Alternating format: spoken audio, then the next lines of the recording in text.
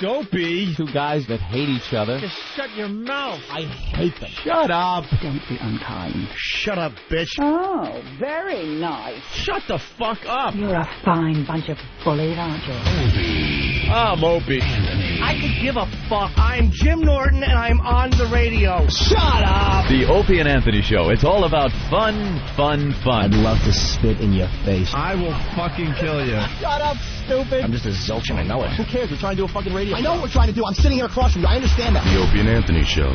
Despicable asshats. And these dummies that work for us, you guys stink. Ben looks like a tall baby. Always laughing in the wrong places. Ben, where's the coffee? You rock. Hopefully he's going through a car wash with his mouth open. And there's Steve. Steve is a piece of garbage. And you stink. You are cordially invited to a robbery rape. This is family entertainment. This show is a disaster. The Opie and Anthony Show. If you have any poo, fling it now. But enough of this palaver. Let's get the show on the road. Oh.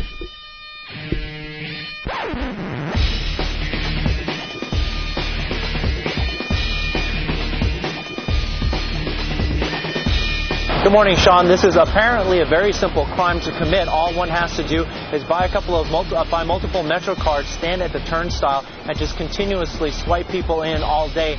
Police sources say these guys net a couple $100s a day, and that's pure profit, but it's costing the TA a great deal, about $16 million a year, and they're trying to put a stop to it. What the fuck is your problem, man? What's that supposed to be? Some kind of sick joke?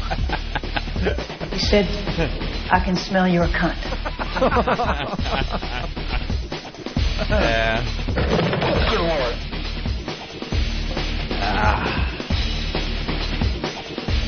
O&A Party Rock!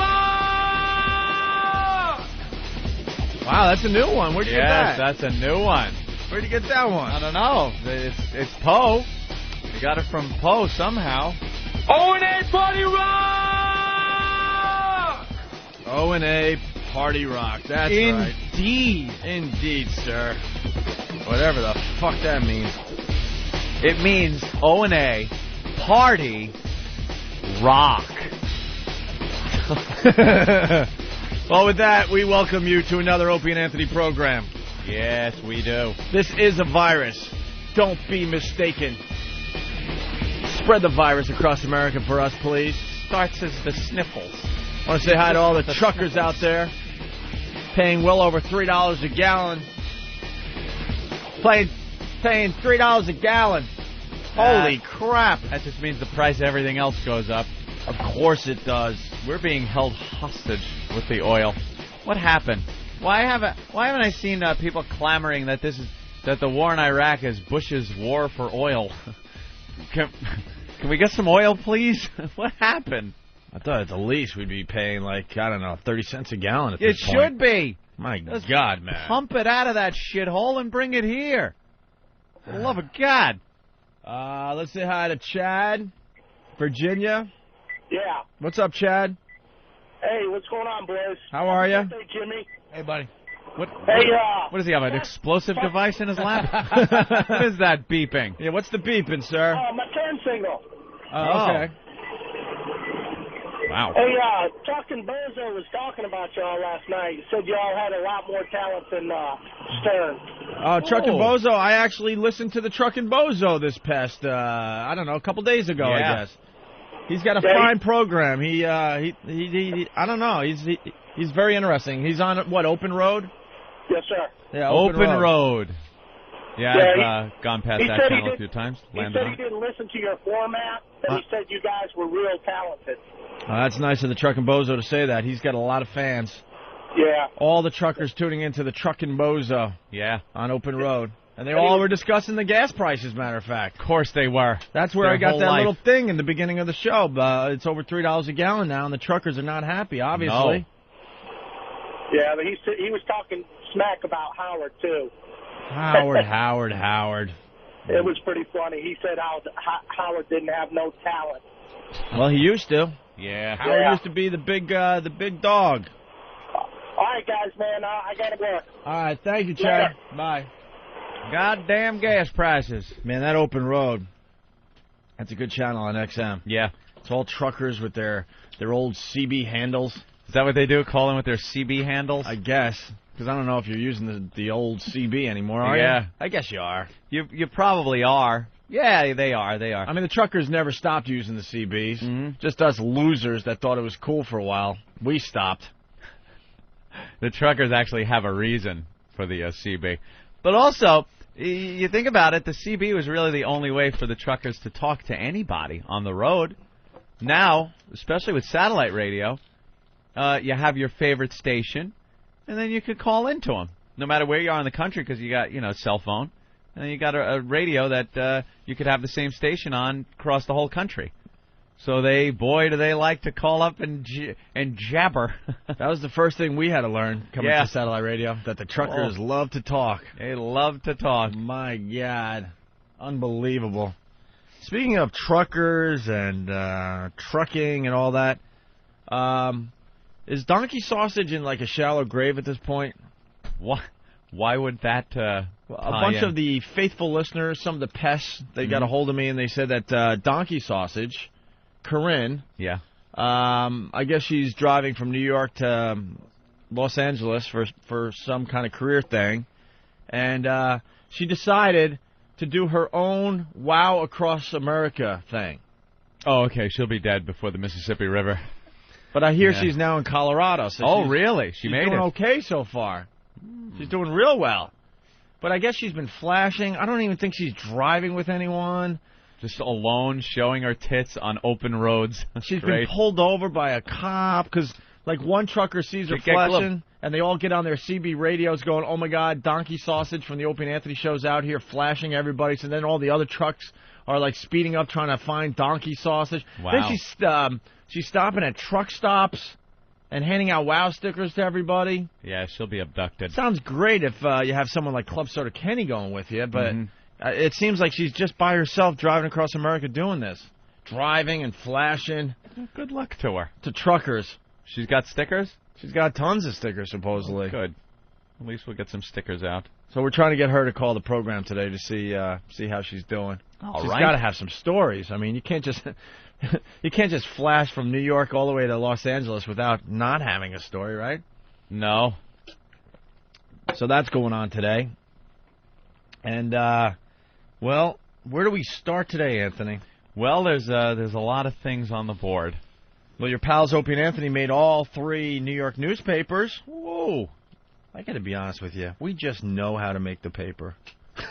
Somehow, some way. The press clippings that I have at home is ridiculous. Yeah. It's unbelievable how many times we've gotten our names in the newspapers. We're publicity whores. Well, we're the true pests. Yeah. Anthony and myself and Jim Norton, we're the true pests. And now we got all the other pests out there. But we started this pest thing. We were always, pay attention to us. We need attention. Pay attention to us. We're going to do something stupid, and you're going to have to write about it in your paper. Yeah. And so I guess we're like the original pest, and now it's just taking on a life of its own. It's kind of scary. This is the Arthur Chien story. Arthur Chien. Yeah, you remember Arthur Chien? Well, why don't we play a few things here first before we tell you what's going on with Arthur Chien? A lot of people in New York already know, but around America they don't know. New listeners. Oh, for the new listeners, this all started with our Assault on the Media campaign that is going strong, by the way. Have a new one from where? New Mexico? New Mexico. Oof. New Mexico. Oof. That's rough. All right, you know what? Now I got to play that. That's rough. This is why we're professionals, though. We could just, change. Yeah, who cares, right? Just throw it out there. But by the end of this break, it'll all come together nice. All the loose ends get tied up. It's like watching Pulp Fiction. Now we got the new Assault on the Media, right? Mm-hmm. But we're going to talk about the Arthur Chien, right? Yeah. But now we got to go talk to Donkey Sausage. See how this works? Jesus Christ. See how this really works? are all over the place. But by the end of the break, it'll all make sense. Donkey Sausage. You're live in Colorado, right? Yeah. On what road? On I-70. In the back of what kind of vehicle? I'm in my Hyundai. We're kind of concerned here this morning here in New York. Yeah, why? Well, because a bunch of the pests started emailing me last night, and I guess they're talking about you on whackbag.com, and I think opieanthony.net might be talking about you a little bit. But basically, you decided to do a Wow Across America thing on your own? Yeah, basically. I'm going to L.A. for a top secret. A top what? Secret? Top secret mission. Top secret mission, meaning you're auditioning to be a porn star. That's cool. And you don't want your mommy to know. Figured on my way to L.A. I would do a Wow Across America. And I can report that I've yet to be raped or there's no murder attempts on my life yet, so I'm all good. But you're by yourself, right? Yep. God, you're nuts. Yeah. Jim, your yogurt is driving me nuts today. Holy crap. What? Oh, sorry. Why, no, what? That's scraping. Oh, my God. You're fucking Are you kidding me? Stop scraping on the air. Dude, you've scraped. Look, even the room is going nuts. I haven't scraped lately. Lately? I got goosebumps on my arm from that. That is what every listener has had to put up with for a year. Really? At this station alone. Yeah. But for some reason it went right through me today. When you're doing it, it's not a problem to you. When someone else does it... That doesn't bother you?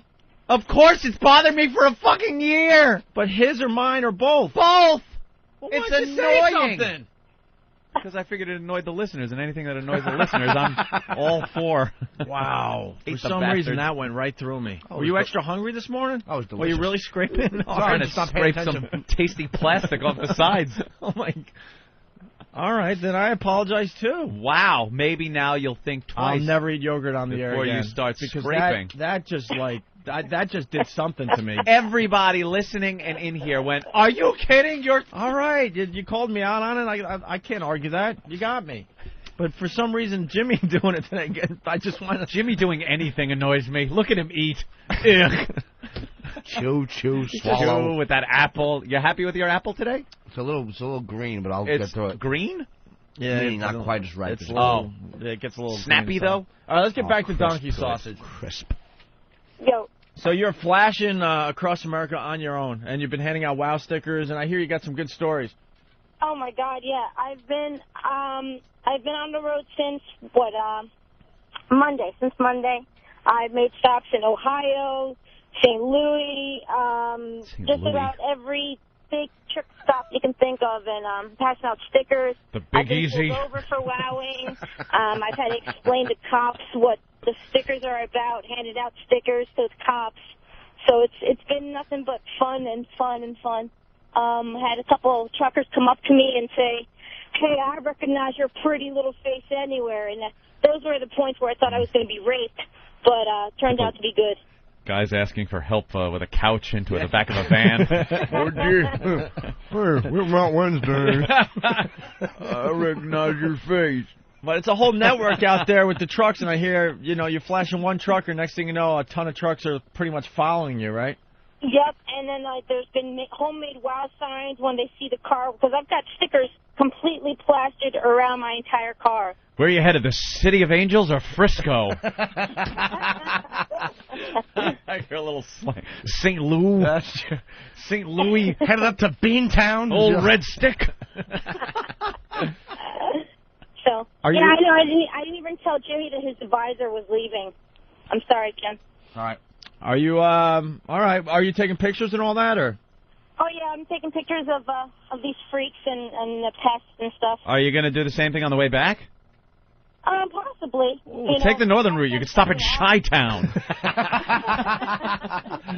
If XM isn't going to advertise for you, we have to, right? There you go. How long are you going to be out in L.A.? A couple months. For the top secret mission. A couple of months. Are you filming your first porno? Be honest with us. No. I don't do porn. All right. Is it an exciting offer or what? It's exciting, yes. Will it get you on Internet Movie Database? Possibly. Oh. Quite possibly. All right. Well, stay safe out there. Are you auditioning for American Idol? No, not this time around. Oh, okay. I know they're doing that. Yeah. Back at that again.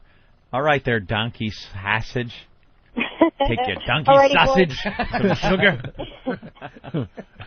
Wow stickers. Just stay safe out there. Stickers. And the tattoos. I'm passing out the tattoos. Oh, the wow tattoos? Cool. Or the Opie and Anthony tattoos, right? All right. So. Thank you, donkey sausage. Bye, boys. All right. Bye. Please let us know when you get to L.A. We'll do. We're a little worried. Okay. All right, there goes donkey sausage. She's like calling me out. She's like the mother of the show, really. She takes care of I don't know, all the listeners and yeah.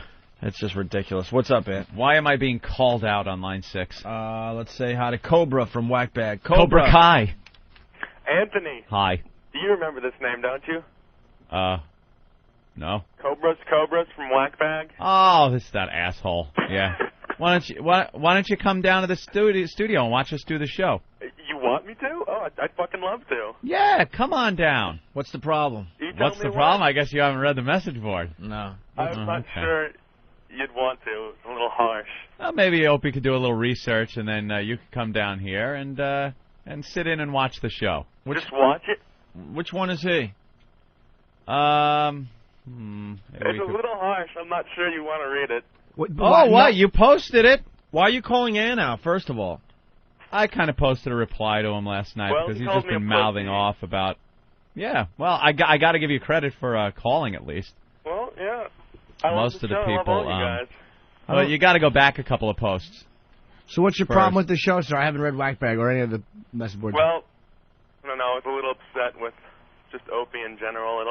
The post speaks for itself. It's just another divide and conquer tactic. You guys will never divide and conquer us. Do you understand that? That whole thing. And he's saying he guarantees Anthony is, biting his tongue. And that post? Like, why? Dude, you really are an asshole. You know that, right? Dude, no, listen, I'm a fucking professional asshole. I have a special No, dude, you're not. Honestly, you're not that special at it. Dude, honestly, do this all the time. I did read your post, and honestly, you crossed the line. You're an asshole, and I can't wait to see you face to face. Oh, yes. Oh, I'd love to come.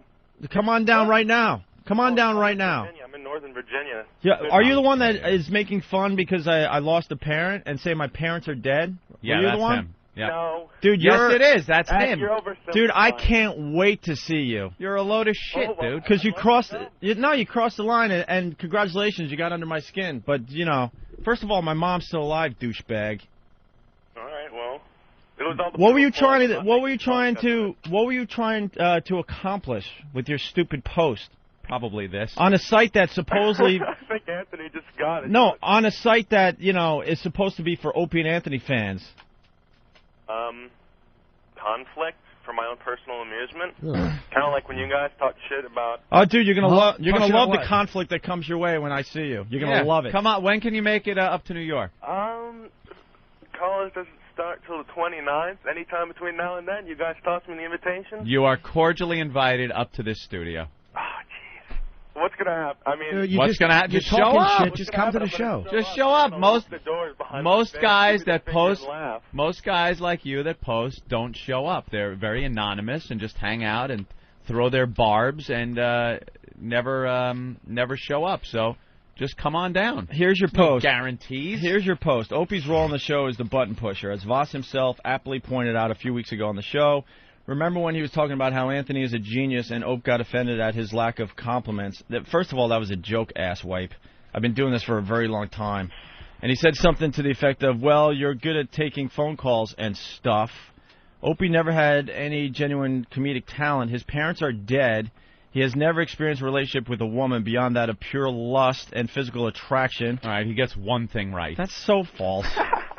Opie has said this himself many times when the love topic comes up. When did I say that, douchebag? Well, when you go on your little tirade about how love is just based on a physical attraction and... What? I never said that, asshole. I'm in a very... You said that all the time. Dude, first of all, I never said that. I was in a long-term relationship that broke up, and now I'm in a new relationship that I'm very happy with. Oh, yeah, you broke up with John Stamos, isn't that? What? You lost the girl to John Stamos? No, dude, that was a girl I dated for like a day. Wow. You really are uninformed. We'll finish the post. Whackbaggers most of all should know that Opie's life is one of depression and unhappiness. You should know this because his brother Tyler posted all about it right here on this very forum. Who's my brother? Tyler? Who's my brother Tyler? I love your brother Tyler. Who's Brett. That's what I meant. He said that I'm depressed and unhappy. That's so false, it's not even funny. I'm a much happier person, always have been. Oh, come on, Opie. Come on what, asswipe? My personal life is... I'm a failure in my personal life. I openly admit that. I'm not a failure. What? These are your words. Dude, I'm beyond successful. You'll never achieve the success. Dude, you'll never achieve the success I've had in my life. What are you talking about?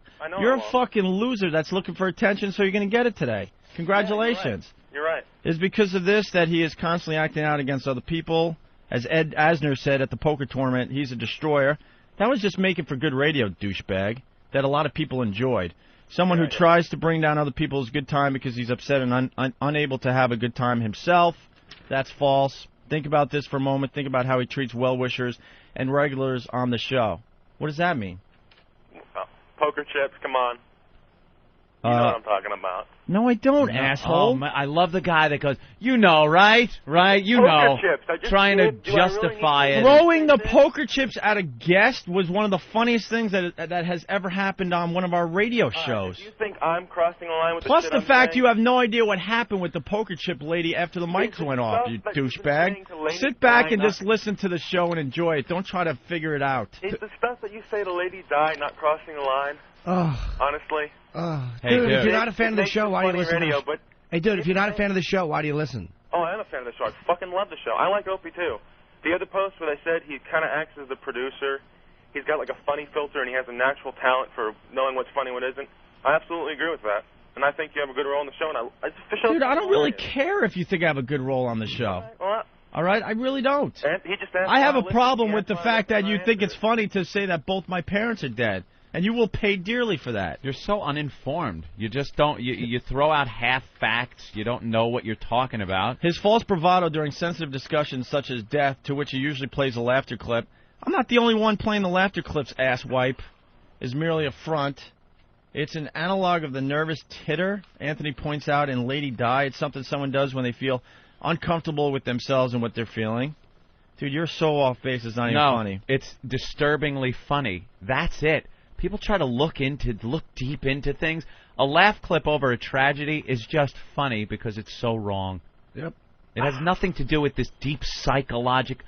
They fucking babble. You're just being disingenuous there, Anthony. Shut up. Bullshit. You don't think it's funny. In a dark way, it's just funny. It's got to be some kind of deep-seated psycho problem that someone has. Fucking get a fucking brain. What? Yeah. Dude, I won't. Look, just come in the studio. Just say, no one's going to hit you. Just say it in studio. I don't mind the guys level that Opie critiquing, does it? Are you kidding me? You always do it from afar. I've been so much tamer than these guys lately on the show. It's not even funny. The level that I do it? Dude, I can't wait for those guys on Whackbag to just eat you up and spit you out. No, your life as a fan is done. Go away and start your own stupid message board. So my invitation's gone then? You won't show up, dude. That's the problem. You won't. Hey, listen. Dude, you won't. Stop trying to be the casual guy. Just show up and say it when you're in studio. Another ass that thinks he could divide and conquer. It's never going to happen, buddy. Sorry. Sorry. Is the invitation solid? Because I'd love to come. Come on down. Whenever you want. You won't do it, dude. I've never had a listener, or no one's ever had a listener show up and actually just talk shit at the mic in studio. Come on down. All right, set it up now. Shut up, stupid. It's come on down, and you know it. Come on down, and you better bring a lot of friends and a bodyguard. Come on down. Come on down. Come on down, pussy boy. Come on down. I will. Good, we'll see you here. He's got his, he got what he came for. You're not going to show up, dude. His little time to shine. There you go. All right, I got to go now. I hope you enjoyed it, because that's it for you, buddy. Well, if I'm going to come, maybe you're not going to come, dude. You're not going to come. See, that's what, pisses me off about these message boards. Invite Tyler down that day. I'm sure he'd like to beat his ass. Your brother Tyler. That's what pisses me off about all these message boards, though. They're supposedly fan sites, and then you get, one asshole like this that just is able to take over the message board with bullshit.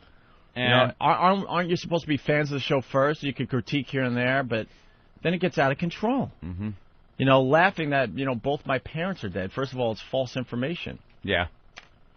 Douchebag. My problem with listeners, I don't care if I'm never sensitive to criticism. It's just just come and do it in the studio. No one's going to hit anybody. Just show up and do it in studio. No, in this case, you can guarantee that. Yeah, no, in this case. They don't show up. No, in this case, there will be They a problem. languish in anonymity. Yeah. And that's what annoys me. That's the only do. part. The little cunts will languish in anonymity. No, in this case, there will be a problem. Trust me. He won't show up, dude. So. No, he won't show. Hey, what about, Yeah, Mr. Casual Guy. Yeah, well, I didn't start college. What's your real name? Oh, I don't want to give it. Yeah. Of course you don't. Of course you don't. Man, thanks for the post sticking up for me. I didn't even know you wrote that. That guy's an asshead. That's awesome. So they'll spit him out at Whackbag. I guarantee that. That's what they do. They've been ripping him apart the whole. If you read through that thread, you know, everybody else is just ripping him an asshole. He's the douche du jour. I love the people that listen to the show and think they know exactly how it's put together, what everyone's roles are. Oh, they've psychoanalyzed everybody. They know what's going through everyone's head. They have no idea how the show is organized and how it's put together. They have no idea roles everyone plays. The dynamic between all the people. It's just not a clue. And that's great. Good. All right, where were we? Why don't we take a break? We'll regroup. We had just spoken with Donkey Sausage. Oh, yeah. And we were going to do the Arthur Chien, who has a new job. Right. Yeah. All right, we'll do that next. Let's fart so we can start the bit. Oh, it stinks so bad. What the fuck? Uh-oh. That's what I say to that. Oh, my God. But did they, Oh, Jimmy. Wait, before you go to that Mitch Beck bit. Mark that one down, boys. That sounded like an acid reflux burp. Oh, you want to play games? Yeah, I'll play games. Points, Jimmy. I play in the majors, you go play in the little cow league. Oh. Stay tuned for another edition of the Fart Game on the Opie and Anthony Show. I farted. Get up, come on, get down with the sickness. Get up, come on, get down with the sickness. Get up, come on, get down with the sickness. Open up your hate and let it open the mate. Get up, come on, get down with the sickness. You must not get up, come on, get down with the sickness. You fucker, get up, come on, get down with the sickness. And this is the gift that has been given to me. All right, you're checking out the Opie and Anthony program, spreading across America thanks to XM Satellite Radio. All right, we're going to get into the Arthur Chien thing, but then we were going to get into the brand new assault on the media, Anthony. Yes. We were all over the ball field today. Another one in New Mexico? Yes, New Mexico got hit by one of the pests last night. What would Donkey Sausage call New Mexico? Albuquerque. Is there? Do they have a name? Probably New Where I Was Born. Fucking immigrant she is. Where is she from? I don't know. Is she Mexican, Puerto Rican? Puerto Rico. Yeah, is she Puerto Rican? Puerto Rico. All right. Yeah, there was a brand new assault on the media in New Mexico, Anthony. This contest is taking on a life of its own. I like how it's kind of spreading. It started here in New York, more or less, but now most of the really good assaults on the media are happening outside the tri-state area. We're doing this every month. We're having a contest. The best assault on the media for the month of August will win a MiFi again, a day in the studio. Nice. I believe dinner at Paisano's down there in Little Italy. It's pretty much a day in New York, maybe some comedy at the Comedy Cellar. Plus, I hear Will, who's one of the sales guys for the channel, and a really good friend of ours. He used to work for WYSP, and he quit immediately when he found out we were coming back to radio. I hear he's getting some big prizes for the Assault on the Media contest. Very good. Like concert tickets and stuff like that. For anywhere. Real prizes? Yeah, for concert tickets for anywhere in America, that type of thing. Because we understand a lot of this stuff is you got to come to New York. Yeah. But that can be fun, you know? But at the least, you get the MiFi and some other cool prizes for the best assault on the media. And the guy in the lion costume in Alabama is the leader for the month of August. That was a good one. Wacky costume. Got the word out there. Nice. He was on camera. It was a good one. That's why it had all the features. That's why he's in the lead. Right. Well, the latest assault on the media is up on opieandanthony.com and foundrymusic.com. It's Buster Hyman in New Mexico. Buster Hyman? It's pretty funny. The video is really good. It's really good. Yeah. But you got to listen to the audio as well. Because it was obvious. I guess we got an email from the guy, and they were onto him right away. Yeah. But they still went with the live shot. And it was a real tight live shot. Right. The reporter's head was taking up most of the screen. So it's very hard to get in there and get the sign up behind the guy. Right. And that's what happened. And, he shows up in a, it looks like a Howard Stern mask. Yeah, he had a Howard Stern mask on. And a big Opie Anthony sign. You don't really see the sign. You start seeing a little the sign. bit of it, yeah. But what happened was they cut the live report off because it was just that obnoxious. They went right to black. Then they went to the the serious news anchor in the newsroom, and he apologized for the incident, and he was pissed. The serious newsman. Yeah. Don't they understand we're trying to get something done here that's very important? Listen to the inflection to our viewers on the anchor's voice. I think it's the last word he says. He is very angry. On several arrests, including reckless driving, drug possession, and drag racing down a highway. Now, in this case, Kearns faces a handful of, faces a handful of local charges and could face... Obviously, there's someone behind Eric causing problems. Eric was saying that Kearns could face federal charges in the shooting. We apologize for that disruption. Disruption. And when you watch the video, just look at his face when he says disruption. Yeah. He is livid.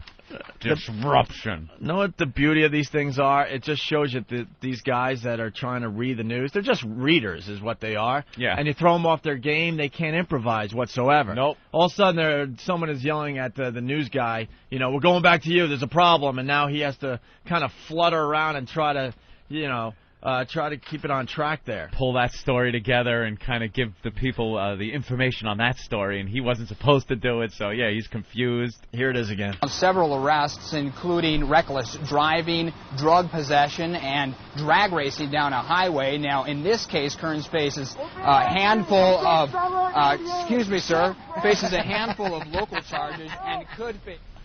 Obviously, there's someone behind Eric causing problems. Eric was saying that Kearns could face federal charges in the shooting. We apologize for that disruption. Disruption. He was so pissed. And then the guy, excuse me, sir. He was trying to get him. Yeah. He's slurring his word. That word there, whatever. Sir. That he called a guy in a wacky Howard mask, sir. Right. Excuse me, sir. You dropped something. Like there's a gentleman behind him in a top hat. Sir, I'm doing a report here, sir. Oh, Pete Anthony, top of the morning to you. Oh, it's great. Let's see. That's a good one. I guess we got an email. I'm looking at Steve's thing here. What? Please isolate that. Yeah, whatever. Looking at Steve's thing. Let's see. It's got hair and honey all over it. Hold the hair away. Take a look. It's from Buster Hyman. My buddy and I went to the location, which was wide open, nowhere to hide. These guys were brave. There was nowhere to hide. That's key to these assaults on the media. Yep. Surprise attacks are the best way to do them. As walked up... what's the typo here? As walked up and he honked the horn of my car when his wife on the cell phone gave the go.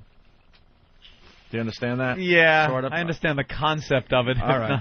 I missed the shot completely, and I was going to give up when the reporter said something smart-ass to me. Oh, so he missed on his first attempt?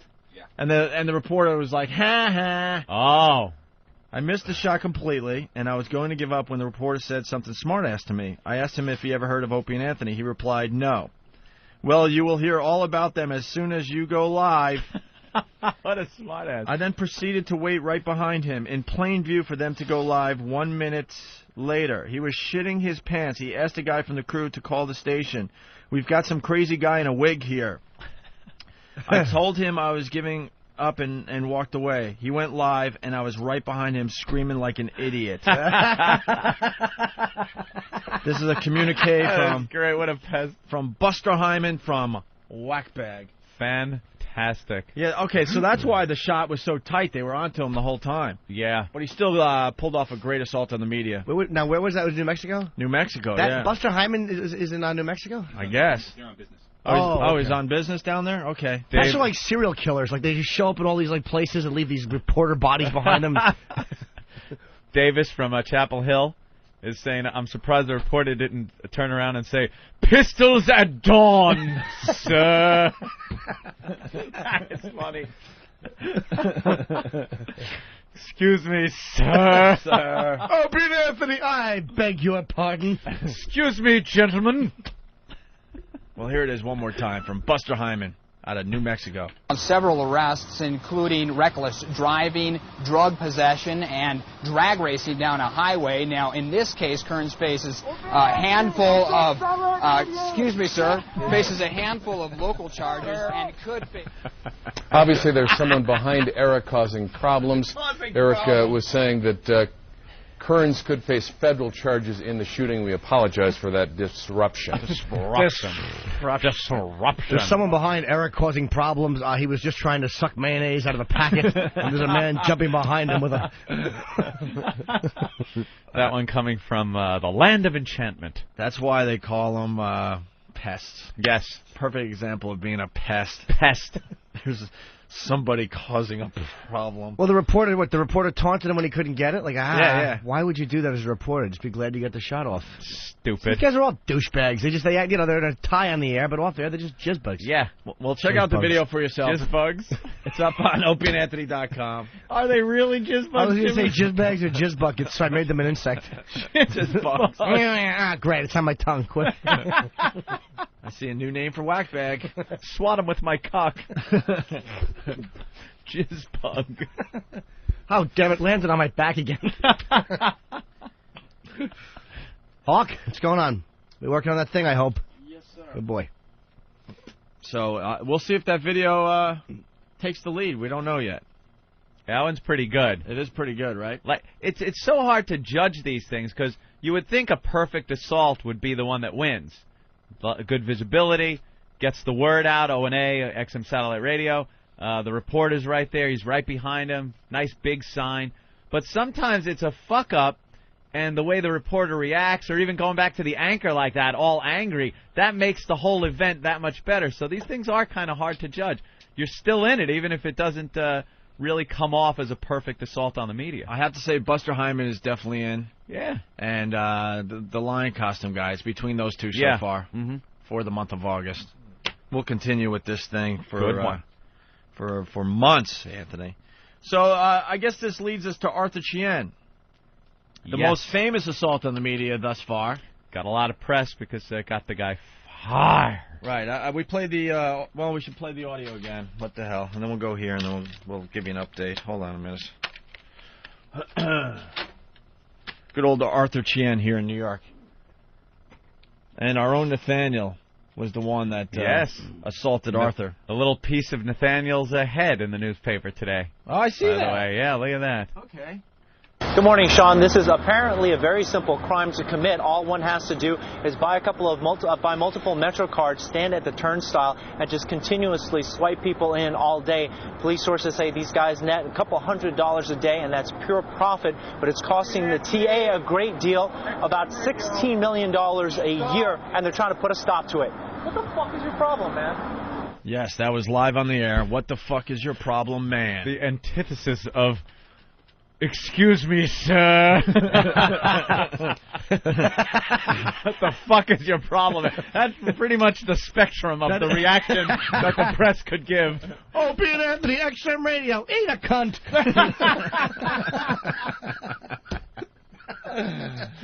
Well, poor Arthur Chien got fired. He said he thought he was off the air at that point, but... Well, you have to come up with some excuse. He was still the last word, the last syllable of the word from the story was still coming out of his mouth when he started on that potty mouth tirade. He actually turned around and said, "What the fuck is your problem, man?" Back to you, Jim. What an ass! But yeah, he got fired from CBS News here in New York. Yeah, so that and picked up a new gig. Yeah, that went down and the news went nuts. A reporter for WCBS-TV in New York has been fired for swearing during a broadcast. Arthur Chien was doing a report on illegal subway car doctoring when he was heckled by two passersby. He managed to stay composed during his live shot, but then the microphone caught him yelling an obscenity afterward. The Chien has since apologized. The hecklers were holding up a sign for the Opie and Anthony satellite radio show. Thank you. Thank you. That's all we're looking for. Thank you. Let's get a little business out of the way first. This is a tape of a local New York CBS News reporter, Arthur Chien, doing a live-to-air stand-up in Manhattan. Now, two geniuses come up behind him. They're making noise and waving a sign promoting two other rocket scientists and making his job tough. So what does he do? And they're trying to put a stop to it. What the f*** is your problem, man? exactly what a lot of New Yorkers might do under that kind of stress, hopefully. I wouldn't. But he finishes his stand-up, turns over and says, "What the F word is your problem, man?" Okay, so it's a big no-no to say the F word on TV. We all know that. But this guy didn't say it for effect. He wasn't doing a Howard Stern or trying to shock anyone. He was being badgered by two morons. So what does CBS do? They were geniuses. They fire him. The sack cut off his career basically over because they timidly and wrongly believe the Federal Communication Commission will censor or fine them. Well, here's some breaking news, fellas. The FCC told us today they did not get one complaint. By the way, this guy that does Current Affair, he's awful. He really is bad. He is the worst. And I was geniuses. I was so excited when I heard they were going to bring back a Current Affair. Yeah. A great tabloid type of TV program back in the day, and they bring back this zero that has no really personality bad. whatsoever. Tim Green, rocket scientists who are promoting a couple of physicists, and now this brain surgeon comes into. All right, we get it. Yeah. Shut up. But then he like keeps changing the level of genius. Like first it's genius and rocket scientist, then this assistant professor. Welcome back to A Current Affair. Now, on Friday, we had a phone and website poll asking whether you thought CBS should have fired local New York reporter Arthur Chien for accidentally muttering the F word live. The sad part is, too, you tape this crap ahead of time. Maybe reporter was the best one he got. Reporter. This report, CBR. Not do it again. Maybe he kept like making his eyes slant and they're going, this reporter. And they're going, no, wrong. Look, we misspeak all the time here, but if we were taping the show, we would just do another take. Unfortunately, we're live, so it just gets thrown out there. Things like Chien for accidentally muttering the F word live on air when two morons interrupted him from behind. Here's what you said. Of the 89,940 of you who voted, 77% said no, CBS should not have fired Arthur, and 23% said yes, Arthur deserved to get the boot. Where is the love? Where is the love? Wow, that's great. It's very funny commentary. That's excellent. And apparently, two of the 23% was Les Moonves and Tom Freston. And they have no love. That's all it took. That's all. CBS News reporter Arthur Chien was fired yesterday. He used the F word on the air during the 6 a.m. broadcast. Thought it was funny. What would have prompted him to do that? He was standing in front of a subway station delivering a live intro to the segment about MetroCard scams. And two guys walk up behind him and hold up a sign and began chanting Opie and Anthony. And so he thought he'd finished the live report, according to page 6. He whirled around and blurted out to the interlopers, "What the blank is your problem, man?" He did. And the camera was rolling, according to page 6. It ran loud and clear over the airwaves. Quote, "Is this something that Opie and Anthony put him up to?" The page 6 report does not say that. One can only hope that's the case. The guy made a mistake. Take it easy. Yeah. Wait, automatically a curbside execution of old poor Arthur Chien. That's one mistake. Nuclear option error. What the heck is wrong with WCBS? Take it easy. Yeah, calm down. God damn, Imus is funny, man. Well, no, it's what's his name? Nuclear option. Yeah. What's his name is hilarious on that show. Oh, yeah. Bernie? Oh, Bernie's funny. Bernie is a really funny guy. Execution of Arthur Chien. Did you ever hear when he used to do the Cardinal O'Connor thing, and he would go, "Oh, Imus in the morn," and he would like tell him to get Imus to get AIDS as Cardinal O'Connor. Oh, Bernie's a funny dude, man. That's some great shit over there, well, man. The reports go on and on, but you get the point. I like that. What were they broadcasting from the shuttle? Yeah, I don't know. What kind of audio is that? That was back in the old days, 2-3 months ago. I don't know. We do better with that now. There's a great picture, by the way, in the post of Arthur with a smile on his face and the Opie and Anthony sign right behind it. The Post really did a fantastic job. The calm right before the storm. They mentioned XM satellite radio. It's great. Oh, yeah. So once again, we're getting press today in New York. New York Newsday, New York Daily News, New York Post, all reporting. Here's the latest on Arthur Chien for the rest of the country.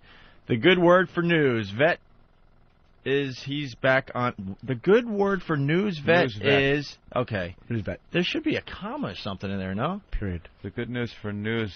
Oh, and then it's news, and then they go to another line. Vet. Yeah, that is odd. That's odd, right? The good word for news vet is He's back on the air. There you go. A television journalist who was catapulted from news reporter to newsmaker when he used an obscenity on air in May is getting a new job. Arthur Chien will begin Monday as a general assignment reporter for the WB11 News at 10 p.m. here in New York City. Someone's got to tape that. I know we're going to be away, right? But we'll play it when we get back. Got to get Arthur Chien's first report. Of course. Got to get his first live shot somewhere. Yeah. But leave him alone, man. I feel bad. Are you kidding me? You know how great it would be to watch him turn around and be polite? Oh, I know. Pardon me. Pardon me. You pudding heads! In a telephone interview yesterday, he said assignments will include stories on the city's transportation, similar to those he covered at 2, where he worked for a year and a half until the station fired him shortly after he used a curse word during an early morning broadcast. Chien, a veteran reporter who was with NY1 before joining Channel 2 in 2003, had been doing an early morning report on Metro cards when a pair of men promoting shock jocks, Opie and Anthony, snuck up behind him. Chien ignored both until the end of his report, then turned around and said, "What the fuck is your problem, man?" The utterance went out on live TV, and though Chien later apologized, he was quickly dropped by the station. His ouster briefly became a cause célèbre, sparking newspaper columns and the release of a T-shirt, dog T-shirt, mug, and coffee cup emblazoned with Chien's face. The WB is owned by blah, blah, blah. He's a great reporter, blah, blah, blah. Chien said that while interviewing for the WB job, he did not need to reassure station officials that he would never again use obscene language on air. They fully understand, and I know I understand, that it is something that cannot happen again. No, he said. Noting that he has worked for 12 years in television news, Chien added, "I think they were pretty comfortable with that record instead of the choice 5 seconds." Do you know how much he's going to look around him before he goes live? God. Do you know that the security that the WB will probably send out with him, the first live shot he does, that he's going to be looking over his shoulder? I love this quote he gives. It's just so believable. "I am very enthusiastic about joining the WB11 News," he said in a statement.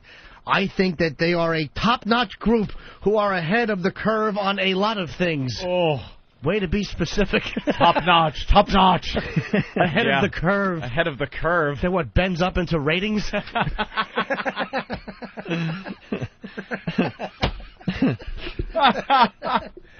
Yeah, WB not really known for their news organization. Way ahead of the curve, you know, with that big swell of annoying viewers right behind you. Who needs that? Pesky viewers to get in the way of his reporting.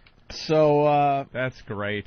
Yeah. Good for him. The articles are great. Daily News, Post, and Newsday. Here's another something. Chien's controversial firing came after he reacted to a couple of Opie and Anthony fans who were holding signs and gesturing lewdly behind Chien in Midtown. And then the Post has the picture of the sign, the famous Opie and Anthony sign. Chien smiling like you guys said. And then there's good old Nathaniel's tiny, tiny little face. Oh. Weren't we going to have something going on today? What happened? We're working on it. Went back inside. Oh, they did? Yeah, we're working on it. All right. We're always working on assaults on the media.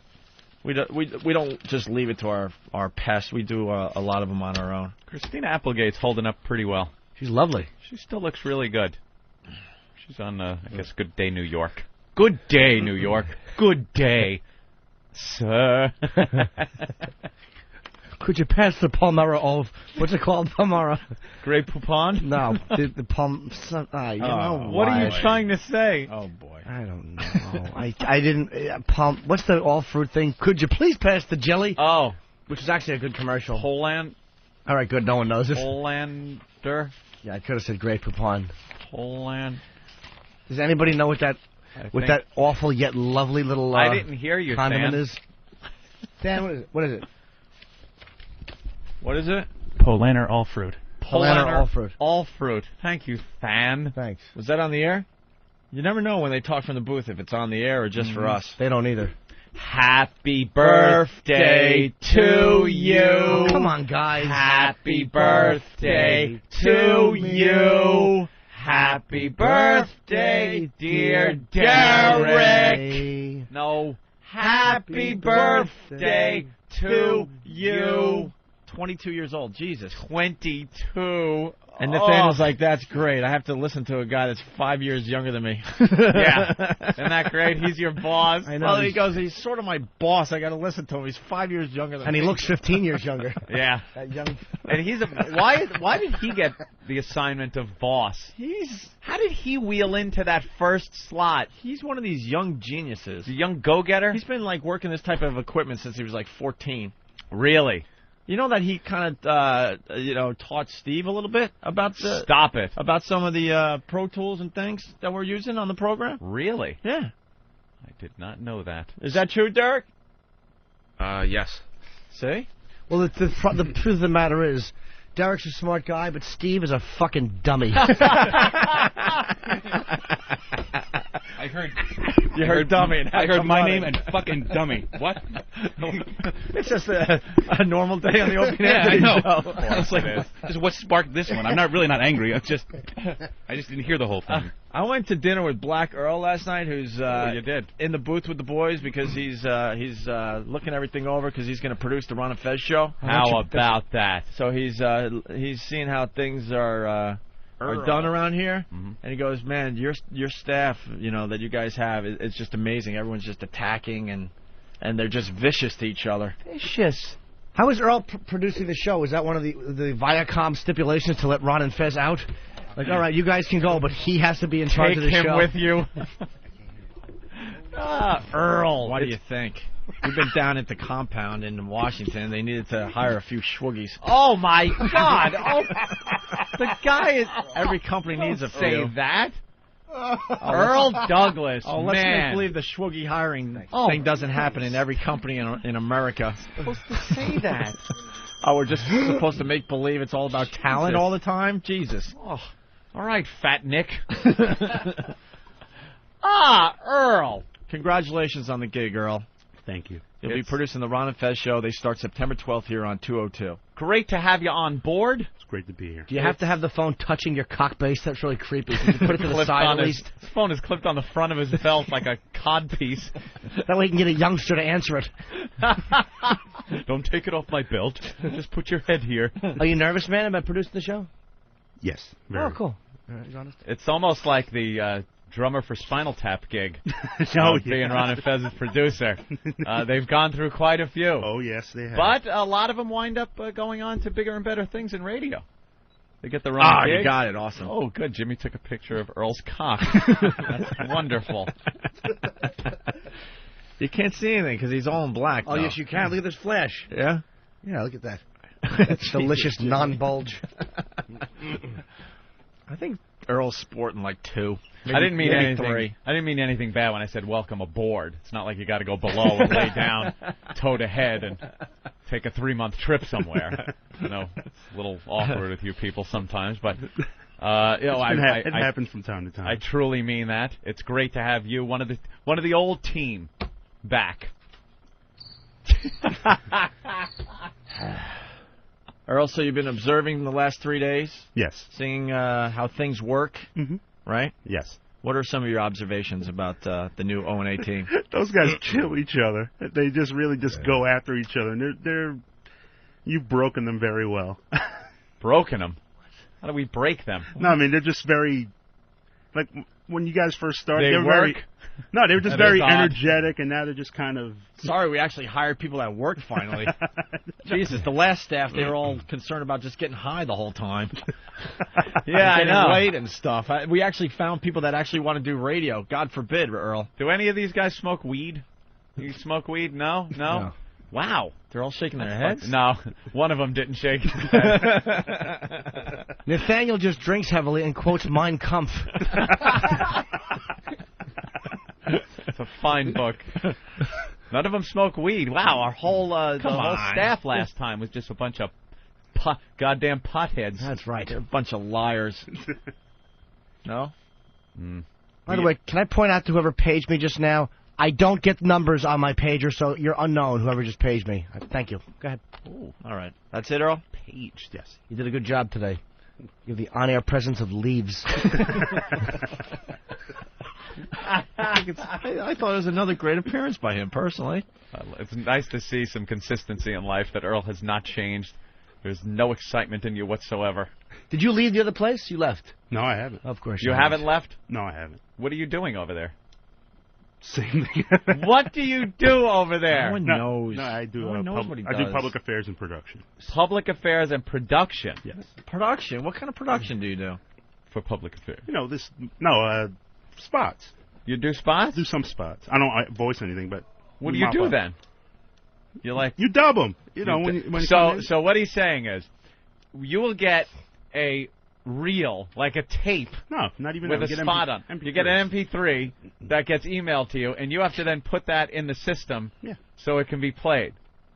So you're not really doing production. Well, you're switching. You're taking something out of an email and putting it into a machine. Why is he taking pictures of my? Just take a picture of his ass. Jim is disturbed. All right, Earl. So when are you going to leave the other place? Well, I'm going to pad my pockets for a while. I need Here's money. what he's saying. He does so little over there that he can actually work full-time here, and nobody will know not to send him a check. He'd have 2 gigs. And he'd get a check over there. Yeah. All right, Earl. All right, Earl, welcome. Welcome. Thank you. Glad to be XM here. Family says welcome. Good luck, bro. That's right. Hopefully with the same results. Good luck. Nah, Earl. Good job. Earl will do fine. Yeah, no, he will. All right, it was a busy night as far as news for the Opie and Anthony program. The pests have gotten all sorts of press. Yes. Because of that billboard they put up in Orlando. Could you get the other story? Because it's hilarious. The pests actually sent out their own press release. And it just proves that the news, they don't check anything. If you send out a press release, they'll print it word for word. And there's some things in this one article that I read that are hilarious. Yeah. Like that the billboard went up on Jim Norton's birthday and all sorts of stuff. That's in the press release? Oh, yeah, you got I got to get the other one. What the fuck does that have to do with anything? If you Google our names and hit news, we could get that real fast, guys. But basically, it's making all the radio websites. Friday Morning Quarterback wrote about it, Anthony. Opie and Anthony Show fans buy Billboard as a continuation of a radio bid. Fans of the Opie and Anthony Show on XM Satellite Radio, best known as pests. Yes. That word is just taking off, man. They love it. And the concept is absolutely just blowing up out there. Best known as pests, raise funds on their own and design and place the billboard on a major thoroughfare. The billboard was in reference to a war of words between the XM pair and Jim Phillips of the Philip File Show at Clear Channel Talker WTKS Orlando. ONA listeners had been flooding the Phillips Show with emails and took the attack to the next level by placing a billboard on All-American Boulevard in Maitland, Florida, near the studios where the Phillips File Show broadcasts. The sign reads, Mr. Phillips, the pests win, you lose. Good day, sir. Good day, sir. The Opie and Anthony Army. Oh, my God. Spell it. Oh, my it's okay, God. don't be shy. Commemorating? Commemorating. There you go. Thank you. Commemorating. Holy crap. The Pat Battle of O-Town. So there you have it. You couldn't get that word out. I don't know I have why. to call you Big O.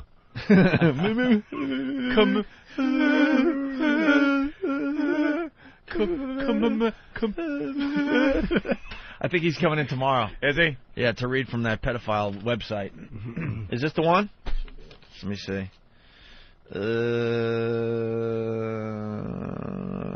Yeah, okay. I love these nervous moments poor Eric has. Every time he hands something to Ope goes, this one. Eric goes, inside he's going, please, God, just let it be the one. No, I think this is the one. Yeah, the press is starting to pick up on this this is the billboard. one on a post-it and give it to him now. Useless. Fans of radio show purchase billboard to support ongoing joke. Orlando, Florida, August 18th, 2005. In what is almost surely a first in the broadcasting industry. Tell him, Fred. Tell him, Fred. Stop.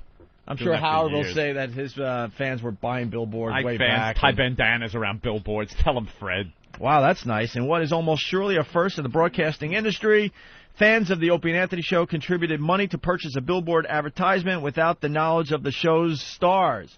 Stars? Who? Where? We have stars on this show? Well, we kind of knew really late in the game that this was going on. Yeah.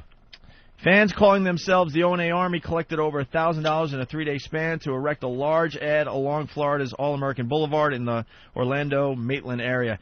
Speaking of that $1,000, this is why I do love Whackbag at times. They had a post, and they showed all the people that contributed to the billboard. Oh. And everyone else is like, thanks a lot, Dick. This is showing that I was a skinflint, and I didn't donate any money. A skinflint. A skinflint. Wow. What year did they post that? I didn't mean to be a skinflint. I had just purchased a Negro. I was kind of improvising there, Jimmy. The skinflint thing goes back to the time. Skinflint goes back to the time that we went out to dinner with Crazy Jim. Yeah. And that's a whole nother story. Skinflint. I'm no skinflint. But he called our old friend Jay a skinflint. That's just too much money to purchase this elixir. So what they're saying is that there were some guys on there that were real pinch pennies. But it was great. It's like they had a thank you thread. Want to thank the following people for contributing the $1,000 towards the billboard. And it was like, I think it was like 15 names. And then everyone else was like, gee, thanks a lot, Dick. Anyway, the ad's text makes reference to a continuing joke in which the hosts Greg Opie Hughes and Anthony Cumia criticize commercial radio shows, often pointing out their hosts' hypocrisies. Opie and Anthony then continue the joke by suggesting to the fans, whom they call pests, to call the offending shows in the hopes of disrupting it. The billboard purchased by the pests now commemorates a successful multi-day disruption of local Orlando radio hosts. When asked to comment, Hughes called the billboard classic.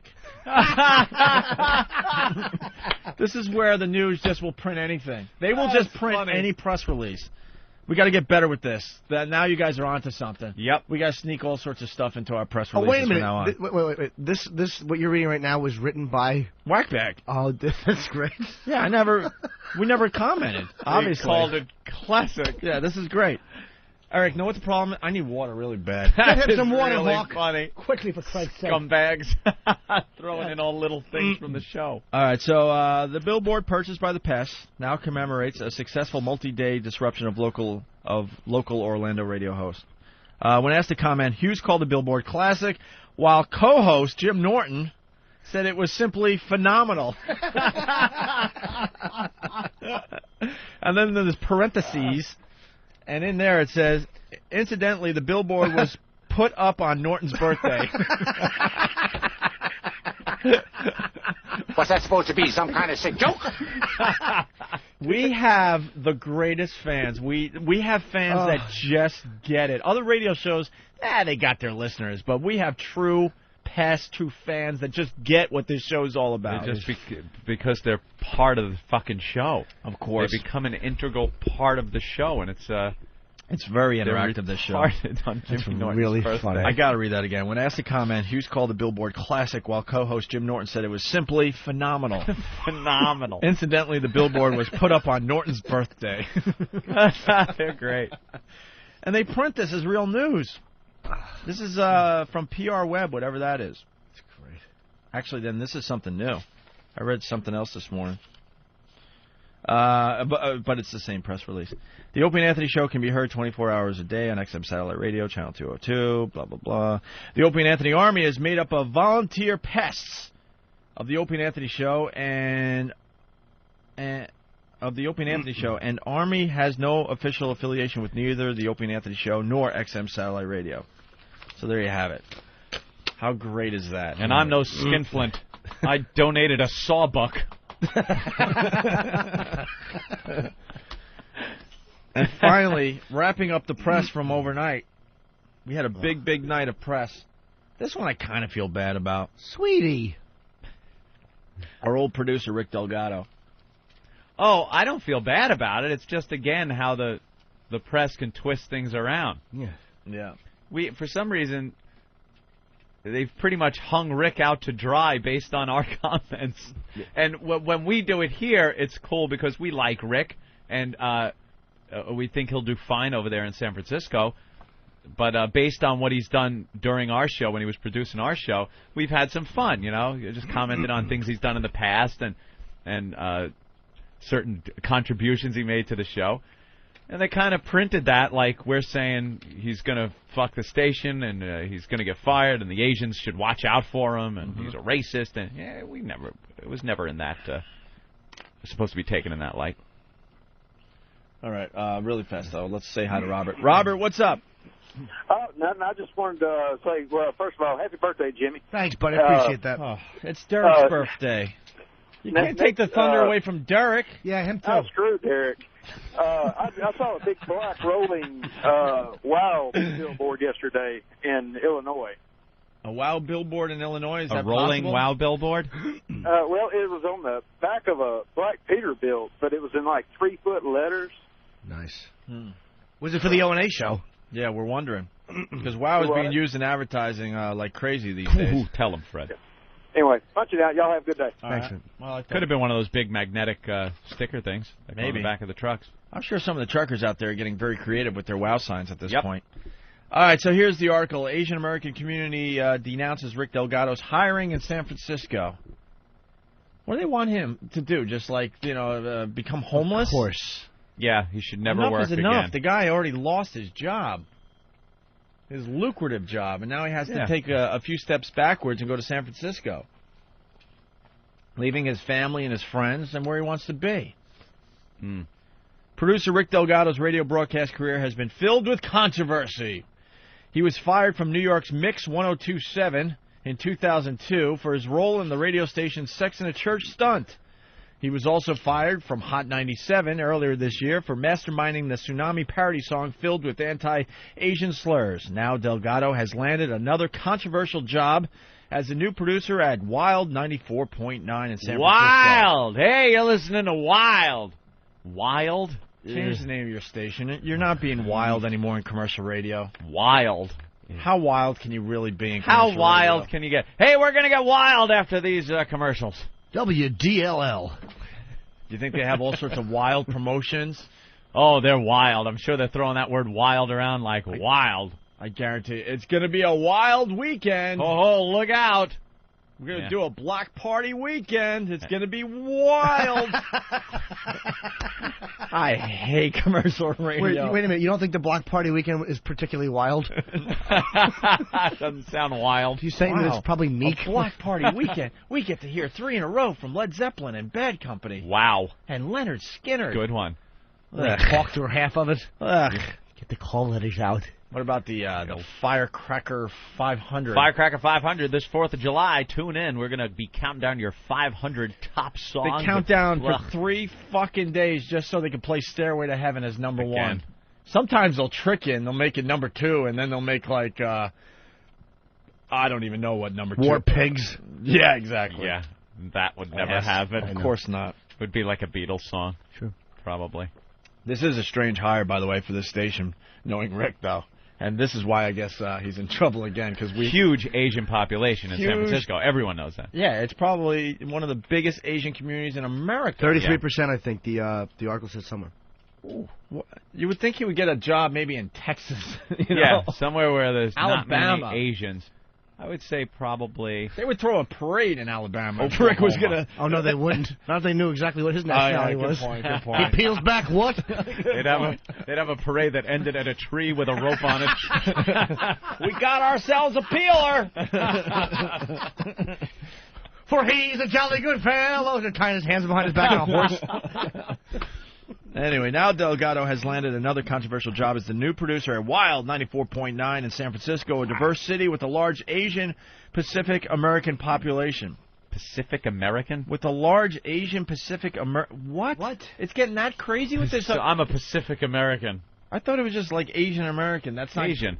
Well, Asian could be from a lot of places around the world. That's good enough. You know, Asian Pacific American is there's a lot of Vietnamese. It's good enough. Asian American is good enough. Jesus. You sure Pacific doesn't mean Pacific Ocean? Huh? Like maybe because they're on the West Coast or no? Asian Pacific American population. Pacific American. Like instead of Asian Atlantic, which would be here. Like I'm saying, could it be like whatever ocean they've invaded this good land from? Yeah. Maybe they're talking about where they are in the country here, not where they came from. That's what I'm wondering. Who knows? I'd like to ask a few of them. Go, hey, by the way, what part of Asia do you in? That one had some tone. Yeah, it sure did, Jimmy. I'll avoid getting it on your electronic That's equipment, right. Jimmy. I deserve it. I can't wait for the fart game. I love it. I Can't think wait you for and another Ed should all version play of it in a fart. phone booth. Yeah, and you got to like sneak one out. That's wild. Just to throw everyone off. No, I really don't do that. All right, let's say hi to... I find farting disgusting. I bet you Ant just takes like a one log shit. It's probably a nice fucking 11-incher by 6, and he wipes once and pulls his trousers up without ever acknowledging it to Oh, himself. you could check the taper with an instrument, a little measuring with a protractor. It's perfect every time. Perfect taper. Really? Oh, yeah. Perfect exit taper and cut-off taper. See, mine looks like a wall after a shotgun went through a stomach filled with chocolate pudding.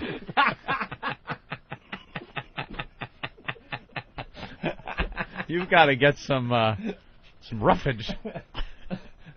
They've been better lately, though. I've had a few nice, long, tapered, lovely ones. Yeah. But once in a while, oh, boy. It's a pleasure when you're done quickly. You know? Yeah. When you're done very quickly. Everything comes out. It's finished. Right. Flush. You're done. Let's get back to Rick. Because I think we messed him up a little bit here with our comments on our show. Who knew they were listening? Despite expressed outrage from APA groups over his new gig on the Strawberry in the Morning show, Delgado told the Bay Area newspaper that he would not change his ways. Oh, God. Didn't he learn anything from working with us? My job is to put stuff out there and see what gets a reaction. Hopefully people will get a kick out of it, Delgado told the San Jose Mercury News. Some former co-workers who call Delgado over-the-top Rick are also confident the producer will inevitably be back to his old tricks of offending people. Who else is calling him over-the-top Rick besides us? I don't know. We called him over-the-top Rick. Maybe it was when Todd Lynn was on our show. I think we pointed that out. Well, here come the quotes from us. Uh-oh. He's in your town now, said XM satellite radio personalities Greg Opie Hughes and Anthony Cumia in a July 14th broadcast of their Opie and Anthony show. Both Hughes and Cumia... He's in your town now, he said. Yeah. You take him. Oh, we're great. Both Hughes and Cumia were fired along with Delgado from Mix 102.7 for broadcasting an alleged sex act in New York. Really? When did that happen? Wow. Mix 102.7? No one gets anything right in the papers. Don't believe what you read. Please Mix don't. 102.7, yeah. Whoever got a paycheck from Mix 102.7? Not me. Earl. Todd Lynn, a former Hot 97 on-air personality, said in the same broadcast that Delgado is a talented writer who has a tendency to step over the line. Tendency. You got to step over the line. He goes uncut cock first over it. Hughes and Cumia noted that Delgado... This is where we're just idiots. Hughes and Cumia noted that Delgado also wrote a gay song 4 years ago set to the Sesame Street theme song, which made fun of homosexuals living with HIV and AIDS. Do we have that song? 4 years ago. That's right, and it's still poignant and hilarious. It's hysterical. You bet I laugh at it. Well, we just decided to, point that out, considering that Rick was, working in San Francisco now. Yeah, it was just, between the Asians and the gays in San Francisco, I think that makes up 115% of the population. And this is what he did. San Francisco is the job is the job you take if you can't get the job as Kim Jong-il's press secretary.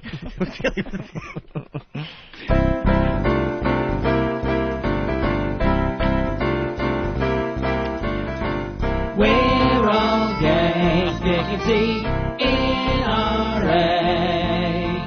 T-cells low, we got the HIV. It's a great way to lose some weight on our way to Christopher Street. Dead in days, legions all over my face. Pound my eggs and grab some AZZ. You can watch my life wither away on our way to Christopher Street. On our way to Christopher Street. On our way to Christopher Street. He puts that affected gay voice on. But that is a really funny parody, Dave. God funny. damn it, that's funny. That was, and he wrote that because they were going to have a character with AIDS as a Muppet on Sesame Street. Right. And that's why that was written. So at the time it made sense, right? Of course. To write something like that. All right, so... Stupid Muppet that no one wants to put their hand in. Who needs that? I must say, for it just lays there crumpled because no one will touch it. Little Muppet fur robe goes on him. Oh, look, a cloth tear. Assholes. For all the stuff Rick did on the show, his parodies were very funny. Yeah, definitely. Rick's a funny dude. We were saying that affectionately. Over Yeah, the top, I Rick. know. He's in your city now. It's like, why don't they put you? They understand the inflection of how it was said, and they're typing this almost disingenuously because they know that nobody's tossing them under the bus. I found Rick very funny. And this is what makes me sick. And Ben put a call into them or something. The tsunami. This is about this guy. Well, read the paragraph before that, just so we can continue with the article. Because of his track record? Yeah. Oh, yeah. Because of his track record, APA groups, including the JACL and the Asian Lost Caucus. Japanese American. Should be the Asian Lost Cocks. That's small. JACL. It's Rush that one. It's JAC. I don't know if that's an L because they pronounce it that way, or it's supposed to be an R. I can't really tell. And they are protesting Delgado's presence in a city with over 33% Asian residents. The tsunami song was irresponsible, racist radio in its worst form, said Malcolm Young, spelled Y-E-U-N-G. Malcolm? Of course. How do you get a name like Malcolm? That's another thing. Stop with the regular first names and the Asian last names. Exactly. It's just silly. He's an ALC staff attorney, another scumbag lawyer, about Delgado's song, which made light of last year's Asian tsunami tragedy. 94.9 has in effect endorsed irresponsible racist radio by hiring Delgado. Really, motherfucker? Well, how about this? Are rap stations endorsing drug dealing and murder by playing Snoop and by playing 50 Cent or other rappers? Why don't you ever go after them? Why are you going after a fucking radio host that did a comedy parody? Once again, double standard for humor as opposed to other forms of the arts. They do go after him. They write him little letters that say, I feel sorry for your mother. Shooting. It's awful. God, they just won't leave Rick alone. In a July 14th letter to Wild 94.9, that's his news station. Wow.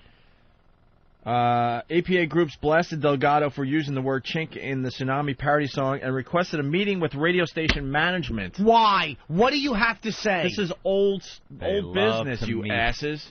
They love getting a meeting. Oh, it's awful. You want a meeting? How about this? You bring up a white bag filled with delicious food. I'll throw you a tip, and you beat it. Enjoy your meeting, stupid. Hop back on your bicycle. Asian Law Center. Fuck you. This goes on and on, but basically they got a letter-writing campaign. Obviously, people that never even heard the song. Of course. Bunch of people writing letters. I mean... I give the station credit. They're fighting back, which is nice. It's nice to see in commercial radio because that never happens. They're praising Delgado to local media for his experience and ability to draw major guests to the show. Really? Is he still available? Yeah, can we hire him? They're saying, Delgado's an off-air member and will be closely monitored as far as this radio show goes. Closely monitored. Can't you just have fun anymore? Can we call some Asian groups? It's 8:30. I know there's somebody in one of them that would come on and talk. You can't just send one an email. Can we get call a few of them? The root of the problem is radio station management, said Lynn to the New York Daily News. Todd Lynn was part of the Tsunami song. He was on our show.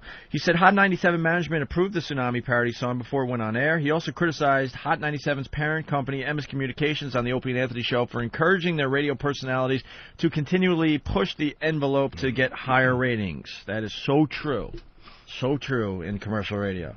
And then when something gets fucked up, they all run and hide and fire the jock. Others say some radio shock jocks are equal opportunity offenders, like J.R. Gack on Albany's 94.5, who during a June 21st and 22nd show called APA's Slant-Eyed Gooks. Oh, Jesus. In response, 94.5, parent company Galaxy Communications, Ed Levine said in an email to the PC that listeners know what to expect from the JR in the afternoon show and are encouraged to turn the dial if they are offended. Bravo to Ed Levine. How great is that? Good. Well, Ed Levine has balls in general. We may disagree with the content on JR's show from time to time, but it's important in a free society that these shows be on the air, said Levine. Bravo again to Ed Levine.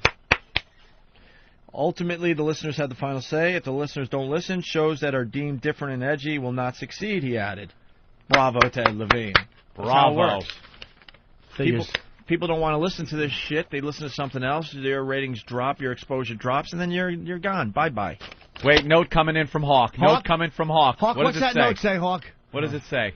Bruce Kelly on 12 has something for us. Uh-oh. Right? You might remember Bruce Kelly. He was the one that cried after he saw The Who perform in London. I'm absolutely crying over here. Could you get the Bruce Kelly crying thing? Hi, Bruce. Bruce, you don't get to talk to us until we play you Play crying. the jingle. I'm waiting for the jingle. Damn, come on. Martini Steve did a great job. What's the jingle? The jingle, you guys. The Bruce jingle. The birthday boy, Derek, will play the Bruce Kelly jingle God, right he's got now. to steal someone's thunder. Let him. Bruce Kelly's on the phone from far away, and we bet he's got nothing good to say. This segment could be the world's biggest wreck. Bruce Kelly's got his pants around his neck. Let's all make a bet that Bruce Kelly will get hung up on a Yes, thank you. Thank you so much. By the way, today at noon on the 80s channel, we'll be live from XM Performance 1 with the Slant-Eyed Gooks, a one-hit wonder band from the 80s that most people don't remember. I think they did Turning Japanese, something like that. Oh, nice. Yeah. Okay, all right. Hey. Hey, can I point out something? After you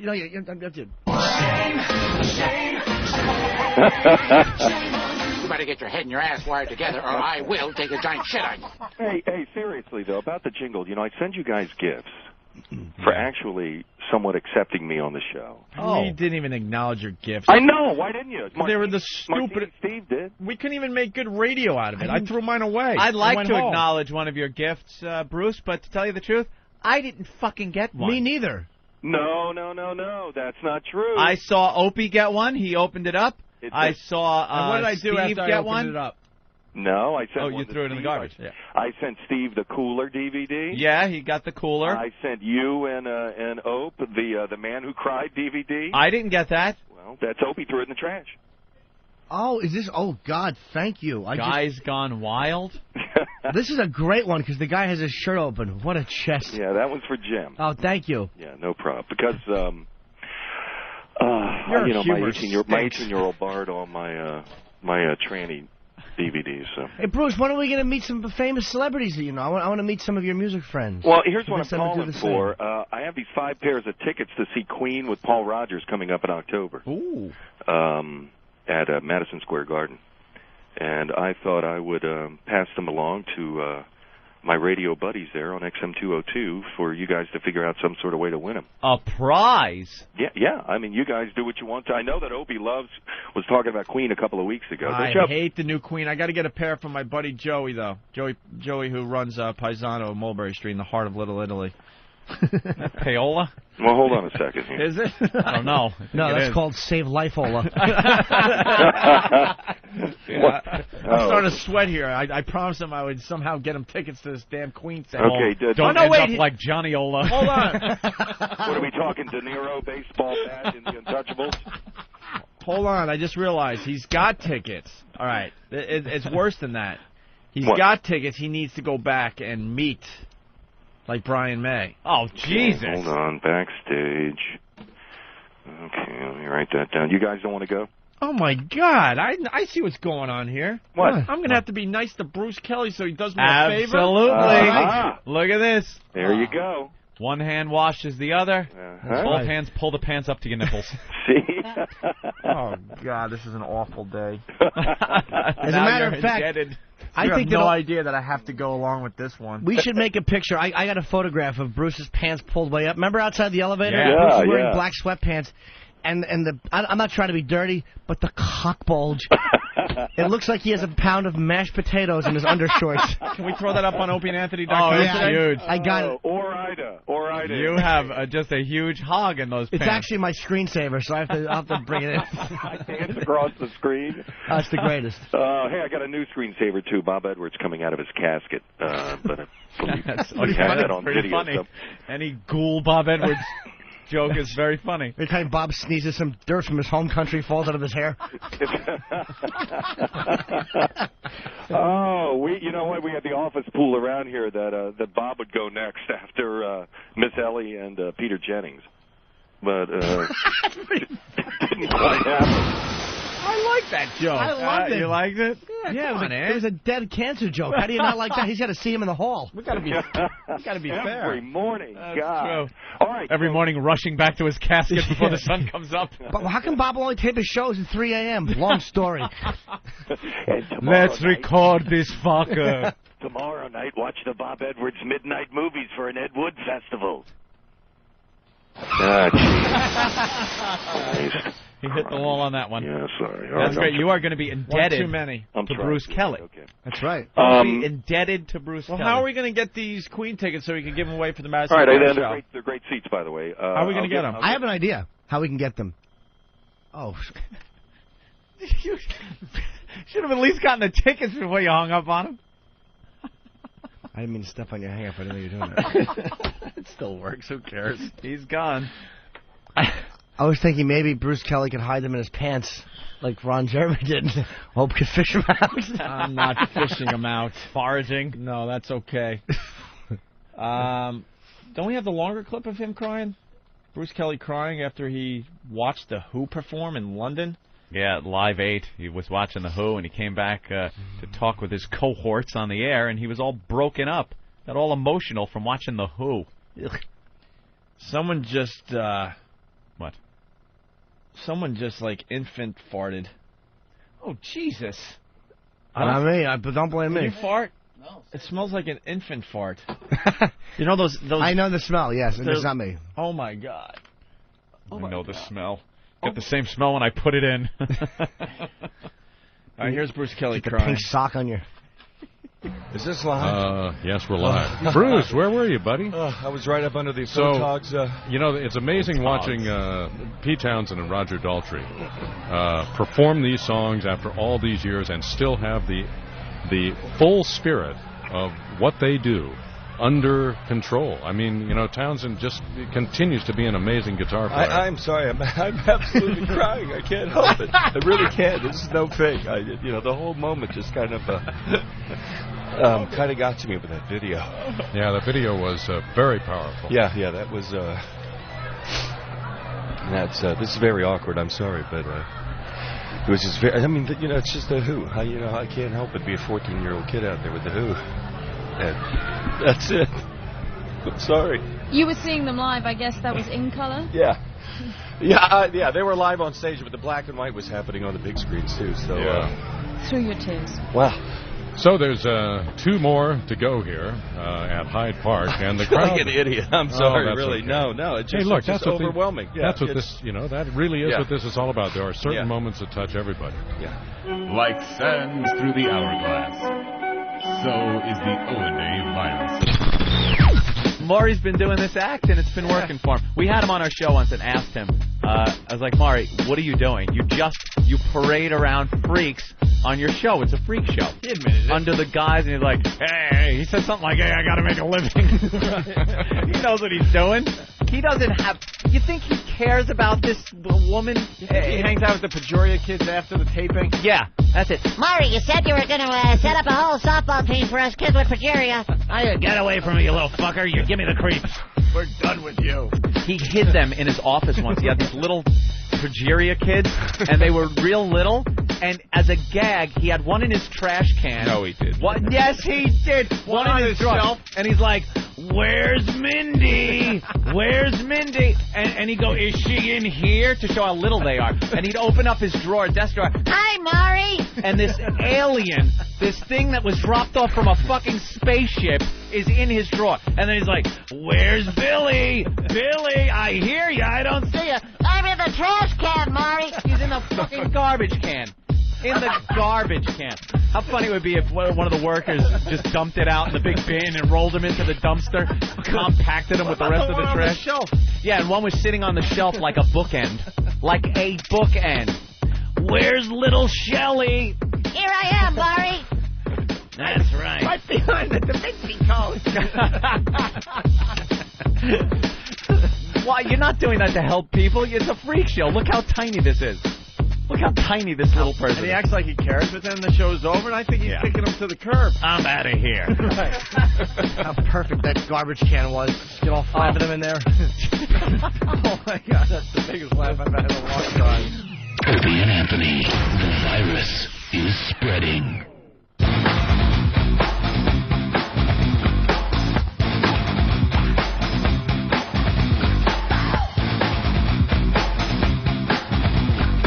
All right, really fast. Let's go to the phones and say hi to Krista on Long Island. Krista, what's up? Hey, you know that station WDLL? It's DLL hell, wacky and wild with your hard drive. Insert wacky horn here. What are you talking about, Krista? You said WDLL. I was joking about W dull, yes. It would be like W dull, like I'm sorry. wild and dull. All right, I gotcha. I went with WDLL, like DLL files. Jesus, DLL hell. ow, all right. I knew something was different. And Something was different. And Derek knows exactly what I'm talking about. Damn it, this is too good of a visual, unfortunately. We're coming back. I go right to the phones. I talk to Krista, and you like to have a little music behind you that gets the energy going for the show. Gets us pumped up to do the next segment. Or right? rejoiner music. Sure. Yeah. And we're starting with Krista, and I'm noticing something that the music's a little loud. Can't hear her. Usually it's mixed nice, real nice. Just Now, why enough. would that be happening? Because Derek is great at that. And I never... Hold on, Krista. So I never... Hold on, Krista, hold on, please. Okay. Hey, Krista. No. You stink. He really does. By the way, Bill needs coffee. A tall, not a grande. And get Jimmy something. What are we saying? I don't know. Well, so we're coming back, and we start, all right, let's just jump into the segment. Krista has something great to say. The music's playing. She'll say what she has to say. The music will fade out. Boom, we move on with the show. But Krista's starting to tell her story, and I'm irritated in the back of my head, like, what is wrong? And I hear the music is just too loud. Yeah. And seems to be getting louder. So finally, I'm like, I get this look like, what the... And I turn to my left to look into the booth. I see Derek in the background, not really panicking, actually enjoying the moment. Yeah. He's up, and he's looking at Earl, who's now running the board because he's practicing because he's going to produce for the Ron and Fez show. Yeah, so Earl was in charge of the music and there. the mix was absolutely awful. And you see Derek trying to tell him to turn it down, and Earl's like kind of hesitant. And it was just a whole thing going on, and it was more of a visual, but... I had to point it out. Speaking of visual, I see everybody in there, and then I see an extra set of eyes and teeth. Yeah. It is so hard to see you, Earl, through that window. Poor Derek is holding his balls like someone bit him. Looks like the beginning of a Scooby-Doo cartoon. Yeah. Oh, man. Well, you're in good company. I can't Shut up, would you? All right, Krista. All right, Krista. So get to your point. Okay. I actually plugged the... Opie and Anthony show on the Raleigh Jane show. He said, I can smell your cunt. Really? Guys. I know. So what's on the Raleigh Jane show? Yeah. No one cares. What is it? It's a show on Ask XM, channel 165. She was actually really cool with it. What'd you say? I just said that you guys were edgy humor and that I really enjoyed it. And she asked me, is that the reason why you bought XM? And I said, yes. And she said, well... So she's something to the effect of anybody who buys the radio is a friend of mine, something to do with that. All right. That's... But then, what was she talking about before? Shut up, Jimmy. Thank you, Krista. That was a good call. All right, the S channel. Yes, I got to tell you, I was doing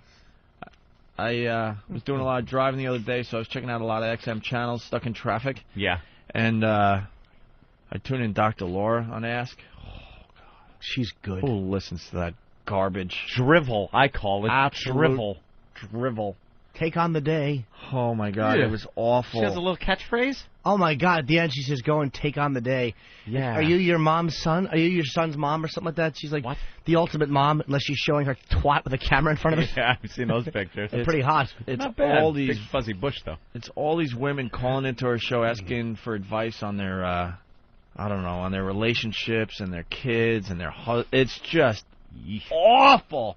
And she's a huge, huge star in radio. I don't get it. Self-righteous, and she's totally shed her accent, which really irritates me. One lady was talking about how she doesn't want her kids seeing their father, and she's moving away and stuff, and it was a whatever. It really was like a whatever conversation.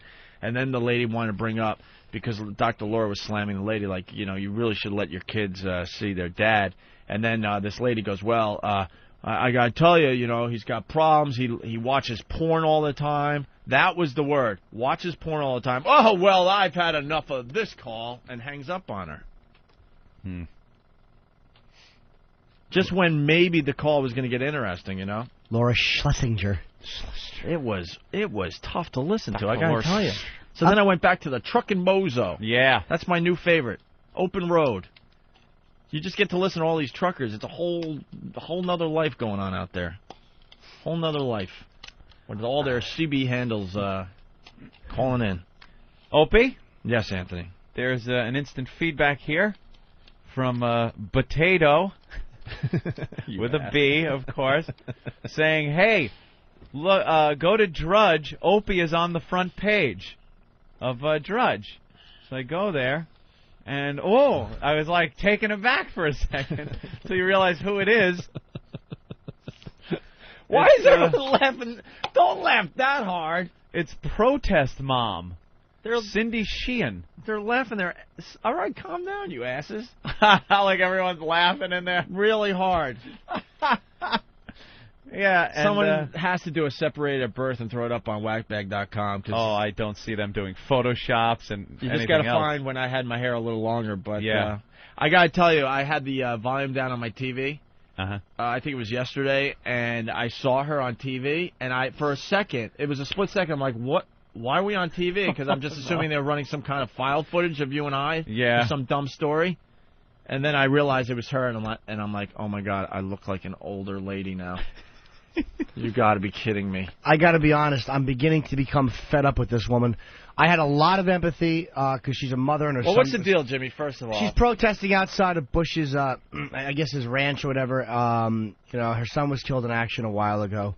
And, you know, again, I don't know how a parent reacts when their son is killed in the war. You have the right to protest the war, whatever that's your thing. So I wouldn't even badmouth her. But now, with all the other political stuff she's throwing in, like Bush is a terrorist and Israel get out of Palestine, it's almost like maybe this is just a reaction to his death. She's sick of the whole Middle East Arab conflict.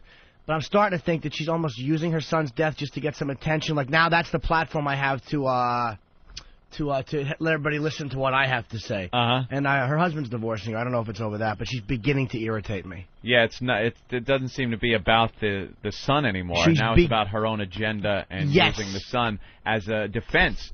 Because it's very hard. I was saying this the other day. It's very hard to criticize this woman and not come off looking like a ghoul because she lost a son. So you look and you take things that she's doing that you want to say shut the fuck up, and you go, well, she lost a son. You know. Just say it with a grain of salt. With a grain of salt, Jimmy. and she's got this defense put in place. But it's getting to the point now where it's like, all right, enough. And I'm not even talking if you agree with her or don't agree. I'm not even getting into that argument. Right, so. I'm just saying it's anybody. Going the other way, though. I mean, it's getting legs, you know. More people are joining her and doing something here in New York City at Union Square. And some people are saying, is this going to be the start of a peace movement? The peace movement. And then they did it across the street from the White House where they usually sell drugs. Really? Oh, my God, yeah. Peace movement over there? Yeah. Yesterday, Good luck. I think there were hundreds of protesters out there. How about this? Start burning your bras. Let's start there. I wouldn't mind that. See those nice tits jiggling around in your white T-shirts. I'm behind you if you do that. Bush is on vacation right now, right? We're having one of the worst months ever in Iraq, and I just kind of... I carefully use the word. I find it, the statement, I find it funny. But I know we're having a horrendous month in Iraq. It's awful. As far as the war goes. And every night on TV, they're showing Bush doing all these silly vacation things. Mm-hmm. Yeah, like chopping wood. And he's clearing fields and going running and biking. He's having a grand old time, What's you know? With the presidents that they got to go to their property and clear out brush. It's all for photo op and all that. But of course it is. Reagan used to do that. You got to think when you're doing a war thing, it's war times, and maybe you kind of like... Don't leave the White House. Maybe, stay at work. Or if you have to, take some time off, maybe you make it a little more low-key. If you're biking and running, you don't set up the photo op, you know? No. It just seems a little strange. It is. He's got a big smile on his face, enjoying himself, you know? Yeah, he got problems over there, boy. And a lot of our men and women are fighting for their lives over in Iraq. Getting killed on a daily basis. He's on vacation. They got huge problems. They were supposed to. They had the deadline where they were supposed to have the Constitution drawn up, and they can't even get that because the Sunnis aren't getting along with this group and that one. It's impossible for these savages to get together and form a government without us there prodding them and saying, "Look, asshole." You put this together. Left to their own devices, for all of them to be in a room without American representation to keep them from killing each other, they would kill each other. They just hate each other. You can't throw these people together like this. It's impossible. But then again, we can't leave. So we're fucked. It's pretty much where we're at in Iraq. Someone wanted to correct me on the Bush vacation thing. Really? If I misspoke, please call in. What happened? I don't know. Let's say hi to Debbie in Cleveland. Debbie! Hi. Hey. Happy birthday, Jimmy. Thank you, Debbie. No, it's Debbie. Derek's birthday. It's actually Derek's birthday, and he's not getting any acknowledgement of that. I missed my Damone line. Yeah, but I like Timmy better. Debbie, hi. Anyway, I wanted to say that, mother's family, her whole family's disowning her. Yeah. She already talked to the president once before. Yep. And she's, demanding a second one. And now she's even with MoveOn.org. Yeah, who you know is a great group. Yeah, she's beginning to make an ass out of herself, and I've had enough of her. When her an attention whore. When her son first got killed, she spoke with President Bush, and she left that meeting and talked to the press and said it went very well. The president was very nice, very sympathetic, a very warm, kind of like a regular guy, she said. It was nothing but complimentary. And then she came back and said he seemed too jovial when he was meeting with me the first time. Now she's bad-mouthing. It's all on record. It was in the press what she said the first time when she left the meeting. Well, what did she expect him to say? Yeah. It seems like people... get into a big, now she's saying he didn't use... with her about it. He didn't use her son's name. He was saying your loved one instead of his name. It seems like people got her ear. You know what I mean? Well, now the son, the surviving son, is writing letters to the mother saying, enough. The husband's divorcing her. She's kind of snapped, I think, That's maybe she snapped. That's why it's hard to really criticize her and jump on her. Let's go to Handful of Cream. Handful of Cream. What's up, Handful of Cream? How you doing? All right. Jackasses. No, her point was that her son was there to find weapons of mass destruction, and he died in that cause, and the president hasn't acknowledged anything due to that. Well, she wants a reason why her son died. Now, whether the reason Bush gives is a good one, and I personally don't think it is one thing. But she did get a reason. It's to free the people of Iraq and put a government in place that's a democracy to stabilize the area, blah, blah, blah. Originally, it was for the weapons of mass destruction that are not there. But that's the reason. What does she want to meet with him now and get that same reason? That's the reason. To free Iraq, to put a democracy in place. She may have said to herself, look, my son's over there doing something, again, for these weapons of mass destruction to keep us safe. And once they're not found, she's like, well, what the fuck was he over there for then? Who cares about freeing these people? And she's that's what everyone's saying. Yeah. That is a valid point. Yeah, very. I was bamboozled into the same thing. Yep. I was, I was all for it when Colin Powell went to the UN with the evidence, and he's pointing at the pictures, and this is a mobile lab, and there's weapons here, and under this pile of fucking mess is nerve gas. I'm like, go in there, get the guy. And they go in, and there's no weapons, and then all of a sudden, the focus was off the weapons, and slowly it turned into, we need to free the people of Iraq, and you're like, wait, we didn't buy this. This isn't what we fucking bought. I don't give a shit about the people of Iraq. And the area was stabilized when Saddam was ruling with his iron fist in there. So all of a sudden it turned into a different cause, and a lot of people weren't supporting that cause. Yeah, where was all the rebellion and uprising when he was raping their women? It wasn't there. They sat there and they fucking took it. People didn't want freedom. They don't. Ugh.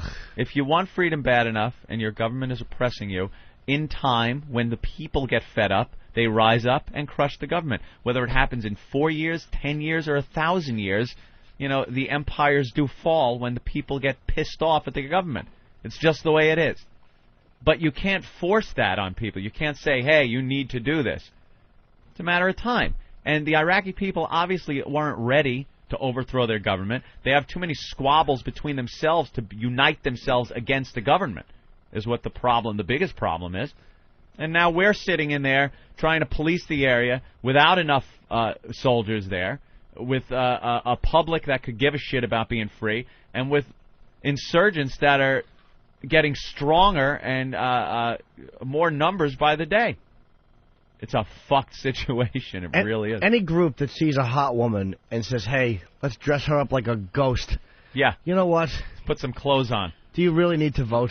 And here's the deal also. I read the other day, they're talking about, this is great that you're seeing democracy at work in Iraq because they're all getting together to meet and try to hammer out this constitution. Do you know one of the groups, and I can't remember which savage group it is, that are meeting to try to hammer out a constitution? One of their sticking points is that women would have too much power in this new government. Yeah, there's democracy. And the role of Islam in the government wasn't strong enough for them. They want more of a role of the religion in the government, and that's the sticking point. You're not going to solve that sticking point. These people kill themselves for thousands of years over these same issues. Like they're going to change it in a week. What did they extend it a week? Yeah, in 1 week they're going to take 1,000 years of what they've been doing and say, all right, you got a point. Let the women be in charge and fuck Islam. I'm all for God and government. Yeah, it works very well. Let's say hi to Craig in California. Craig? Yeah, how you guys doing? Hi, Craig. Yeah, I'm just wondering, when did you guys become the fucking Rush Limbaugh show, man? Dude, why? Hold on, what do you mean, Craig? Well, I'm talking about, Jimmy, like your commentary on the Cindy Sheehan, okay? I commented on the fact that she's a public figure now, and she's beginning to irritate me because it seems she's more opinionated. What does that have to do? And Opie even said it doesn't matter, or Ann said it's not about whether agreeing or disagreeing. What's that got to do with Rush Limbaugh? Well, what I'm hearing you guys say right now, like it sounds like you agree that the war is going very poorly and something needs to happen. And that's basically all that Cindy Sheehan is saying. Yes, she does have a political agenda beyond the fact that her son died, but, it's giving people something to rally around. President Bush told her son died for a noble cause. Was that noble cause so that we could form an Islamic republic in Iraq and turn it into another Iran? That isn't what Bush is saying, but he gave her a reason. She wants another reason. I'm not even knocking the fact that she disagrees with the war. Again, right. We've said she's a mother who lost a son. I don't know how you handle that. I'm just saying it's beginning to get irritating because people tend to get a bit self-righteous when they get some press, and I just think that's what's happening. And if you're going to moveon.org and, you're just making demands now and, you're the rally, that's what starts to get irritating. I don't know. I think it's a great thing, and I hope it turns into something. I hope it does turn into a peace movement because something's got to happen here because it's a mess. It's a terrible situation. Bush is just running this country into the ground. It is an awful situation. Yes. There's no... I don't think you can find one person that isn't saying it's not an awful situation over there. But you got Bush saying it's not an awful situation. Yeah, well, that'll chip away at his chipping away credibility. Wow. All right, it's guys. almost non-existent. Love the show. You're doing a great job. I know. You know why? Because it's been a lot longer than people were anticipating. When the war first started, they, of course, never give a timeline on how long we're going to be there or when it's going to end. But they certainly weren't letting the people on to the fact that this might go on 2, 3, 4 years. It seemed like it was going to be something quick, easy, limited number of troops needed. The Iraqi people were going to rise up, join together. We were going to get them in charge of themselves and pull out. Well, that just ain't happening. It's another situation over there that they really didn't expect. People who are used to being beaten and downtrodden, they just don't want to take charge. They just want they want to be led. Nope. You have a nation over there that has more oil. They could finance everyone could be living in a palace over there. All their people, based on the wealth that country can bring in, selling oil. But they just don't have the oomph, the spark. Well, here's a guy that was in Iraq. Will, what do you got? How you doing, fellas? All right. Hey, man. Little Jimmy, what's up? Hey, listen, I agree with Jimmy 100%, man. This is bullshit. I was over there for a year. Every freaking month it was like, oh, we're going to be here another 10 years. We're going to be here another 10 years. You know, just sending troops back and forth, sending them into a slaughterhouse. It's freaking disgusting. I tell you, 14 years in, saw first class, I was out the door after I got back the second time. That's it. I was gone. Done. All right, Will, thank you. All right, man. Take care. All right. Look at the instant feedback. Shut up, hippie. Hippie. What the hell year is it? I don't know. He's one of us is a hippie. I did say it the other day. I want to say it again. I want to make this perfectly clear. You know, because the guy says, "What are you, Rush Limbaugh?" Rush Limbaugh, you know, spews his stuff, and he wants everyone to agree with him. That's it. There's no room for real discussion or anything. Mm-hmm. We have well, especially Anthony and Jimmy. They have very strong opinions on this stuff. It's their opinions. You either agree or disagree. We're not looking. We don't have an agenda like, this is the way we feel and you should feel also. And that's what's different about this radio show, you know. And we do give you a chance to jump on the phone and disagree with these guys when they go down this road. I've been reading instant feedback. And it's so stupid about. It comes up from time to time that this is turning into a political radio show. It's just not. That's life. It's in the news every day. It's affecting your life. This show goes in every direction. Right. Every single direction. And if you added up the political talk, you'd be very, very surprised. All right. With that, let's move on to Jay in Pennsylvania. Jay? Hey, guys. Happy birthday there, Derek. I wondered if anybody caught on Big Brother the other night. They got that Iraqi guy, Kaser, in the house. His friends, his little group there, they were going to have this little thing about going against them. He says, if they screw us over, we're going to terrorize them. Wow, I didn't even know Big Brother was still on TV. Yeah, unfortunately, my we try to keep up on pop culture. I had no idea that reality show was still happening. Yeah. All right, punch it out. All right, I'm sorry, I don't have much on that. No, is anyone watching that? I watch Celebrity Fit Club. I can't get enough of that. I can't get enough of the new Real World. I'm watching Brat Camp. That's Brat one I Camp. watch. Brat Camp. I'm not in on that show, but I know you like it. They had war paint on. What's that about? Dude, is that part of their ceremony at the end? Goddamn hippies. It's some kind of like, you know those groups that you go out in the woods, man, and get back to, you know, the basics, and it's kind of that mindset. Yeah, you get naked with other guys, and then you hug each other and go, play a drum. You'll hug and play a drum and go, wonderful. Yeah, they get the kids together. They're troubled teens, you know, they're liars, they're thieves. They steal from their parents. They do awful things in school, sexually active, drugs, things like that. Real hot. And they take them and group them all together and put them out in the wilderness in the cold weather. And they have to do things for themselves, you know, camp. They have to make sure all their stuff is tidy. They have to wake up at a certain time, sleep at a certain time. Everything they do is structured, and they hate it. And it's kind of entertaining to watch them getting very frustrated with the counselors. And, you know, the counselors also have to put the kibosh on any budding romances or anything. Because, you know, you get sexually active teens who are used to doing drugs and stuff together for a month in the wilderness. You're going to start sniffing around, you know. So they got to keep that from happening. It's entertaining. And just watching them all cry all the time is really funny. I want my mommy. Right. It's great. I'm going to go off on a slight tangent, but you just reminded me of something. Yesterday in the paper, there's a heroin thing happening here in New York City. Yeah. Lower East Side is just awful. I mean, if you want heroin, go down the Lower East Side. Well, not these days. And I guess 5 or 6 people died within a week, a bad batch of heroin here in New York City, which you don't hear about anymore. No, it happens, but 10, 15 years ago, it was happening a lot. They had these stories in the news all the time. And they were showing some of the people that died, but they were only showing the really hot young two girls. And they're what? Co-eds. They're like 20, 21. 18. Oh, they were even younger. Yeah. And they had their hotness on display on the front page of all the newspapers. Yep. And Anthony, you made a great point that we never got to yesterday. It was during one of the breaks. Yeah, it was 6 people total that have been killed so far with this bad heroin that's been going around. And all you've seen are these 2 hot chicks on the cover of the newspapers for the past few days, and they're trying to find this bad heroin. And they're showing the funeral of these teens and pictures of them, and then they had a little timeline box on page 15, I think it was, of the deaths from this heroin, and they showed the other people. And it's like, why wasn't Tyrone Johnson being given front page news about his OD? You know, and they showed like these just homeless, heroin addict-looking guys. Right. Yeah, in little pictures. You know, their pictures aren't splashed on the front page, and it's because their lives are just not as important as hot chicks' lives. And that's the country we live in. That's the world we live in. That's how it works.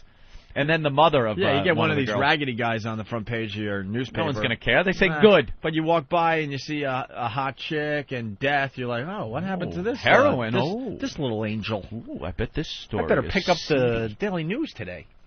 The mother of one of the girls, she was obviously very sad and trying to figure out what happened because the daughter...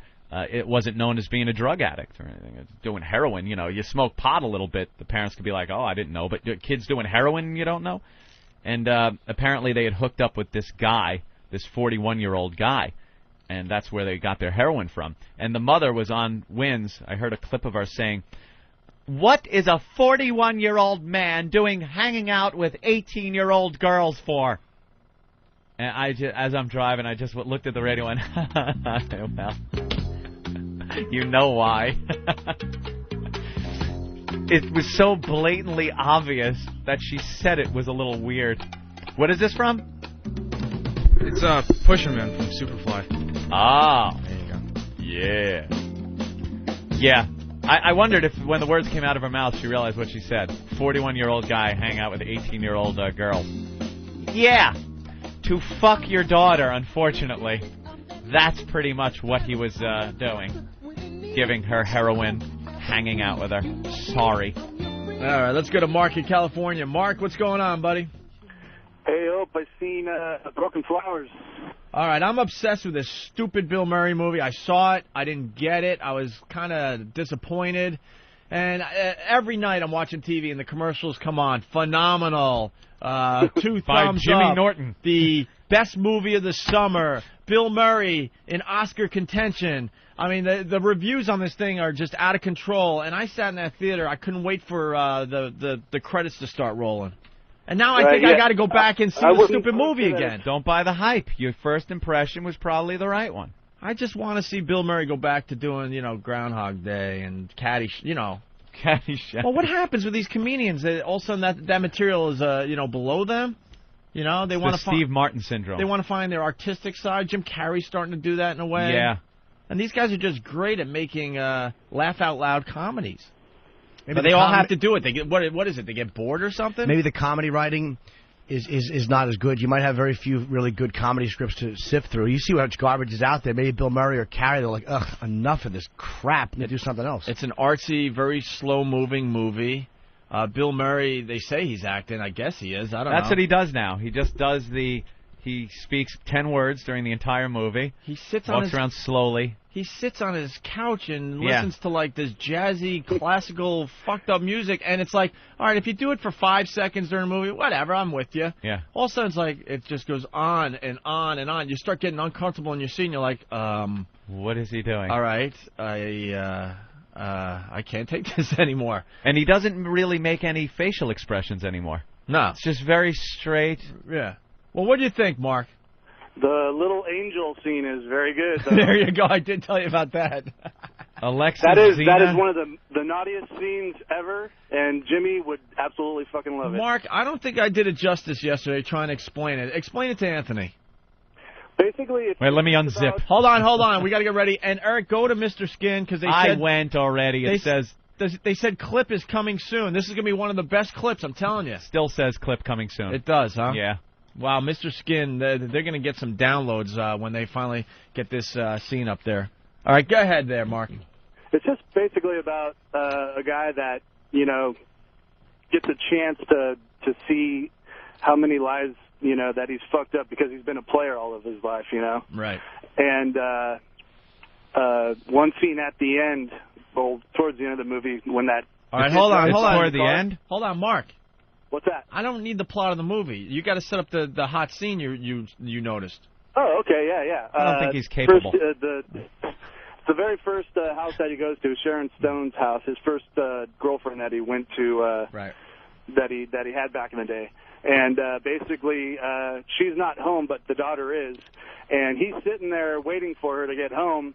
And, you know, because he's fucked this girl up so bad, now her daughter is fucked up so bad, okay? And so, you know, she's like this little sex fiend, and she's in her bedroom. Her name's Lolita, by the way. Leaves, in the movie. Of course it is. Go ahead. Leaves her cell phone out where Bill Murray's sitting and gets on the house phone, calls the cell phone. See, this radio thing's she not comes that easy. waltzing out buck naked to answer the cell phone, you know, to try to lure Bill Murray to, you know, probably having sex with her. Yeah. And it's fucking good stuff. That's really hot, actually. Does she have nice cheeks? Oh, dude, that's the thing, yeah. Because she grabs the phone, starts walking back to the room, and her ass is just fucking perfect. You know, and I swear to God, I had a fucking jacket as soon as I left the theater. It's one of those scenes, you go with a girl, and you got to watch yourself. You know, you can't just all of a sudden just go, or gulp or something, you know? Because the girls, they're on to us, man. The hot scene is taking place on that screen. They're not looking on the screen anymore. They're turning to the right to see how you're reacting to what's going on the screen. Right. So you got to be very careful because you don't want that argument on the way home in the car. Right, and the whole audience just, you know, feels the same fucking thing too. Right. You know, it's really fucking great. But the guy at the, you know, that because he's going out to find the mother of his son. Right. All right, Mark. Thank you. Okay. Thank you. All right. Well, I tried there, Ann. What can I tell you? What's wrong? Someone's really dropped the ball here. Somebody did the separated at birth or something. Okay. On Whackbag? No, it's on dzurka.com. Why there? I don't know. But they said Cindy Sheehan and long-lost son Anthony Cumia have been reunited and now making up for long-lost time. It's a good picture. Happy birthday, Jimmy, O&A Party Rock. And they show you and Cindy Sheehan. Oh, my God. Is she my mom? But they put Anthony Cumia. I know. You stupid shit. They just can't figure this stuff out. It's so easy. Why can't you get it right? Why would the Italian guy look like Opie? What? We get that all the time. We'll be out together. Okay, which one's Opie?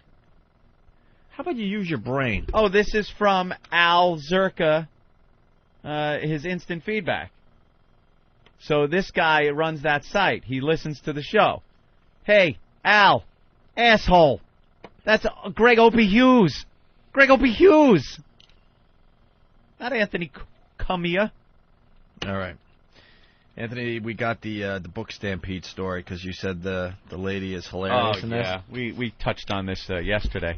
They were selling laptops, these Apple laptops that were 5 years old.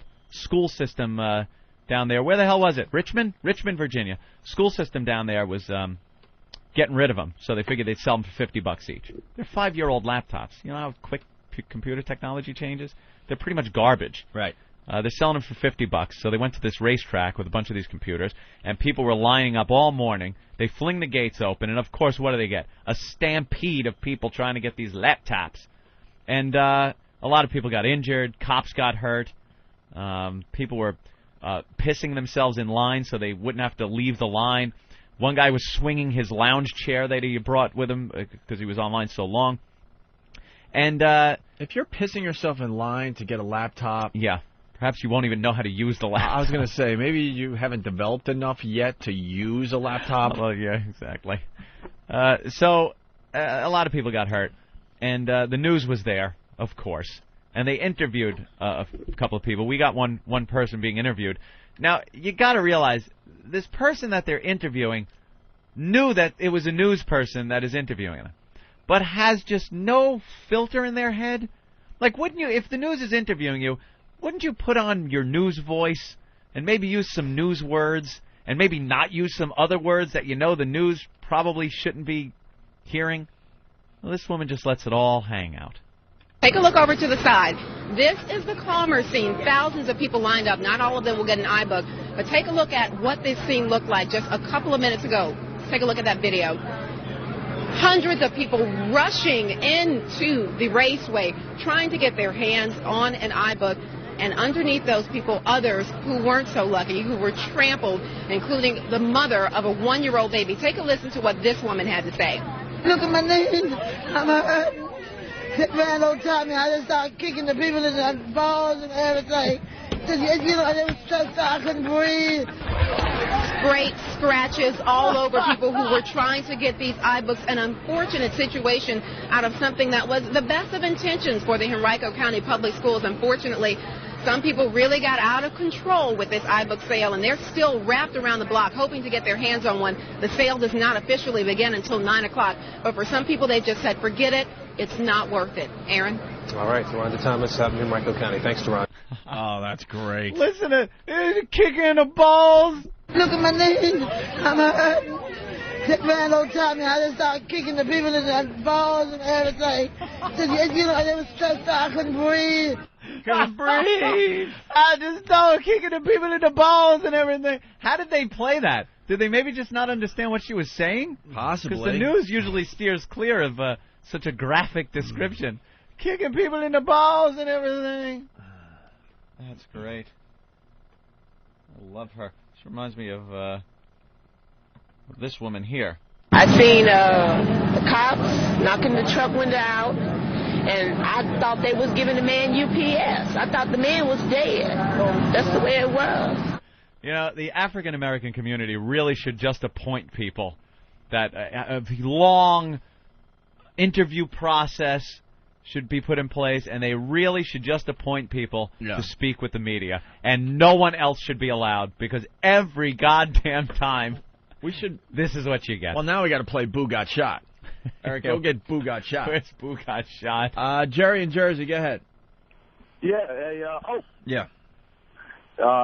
you better check yourself out. You know, I'm listening to you talk about growing flowers and how you're so worried about how you're going to react to the hot chick scene. Wait, you can't just let it out there with your little girlfriend or something? It's an observation. What's going to happen? What's the matter, Opie? Jerry. Jerry. Hey, what's the matter, Opie? Jerry. You can't. I'm trying to do the typo guy. You talk about holes and you got all these things to say, but when it comes down to it, you can't look over to your babe and say, Jerry, isn't she hot? Jerry, it's an observation. We try to do observational stuff where people go, wow, I could relate to what you just said. There are times when Jerry. Hey, don't try to cover your poor ass with your radio program. The truth is, listen to yourself on the rewind.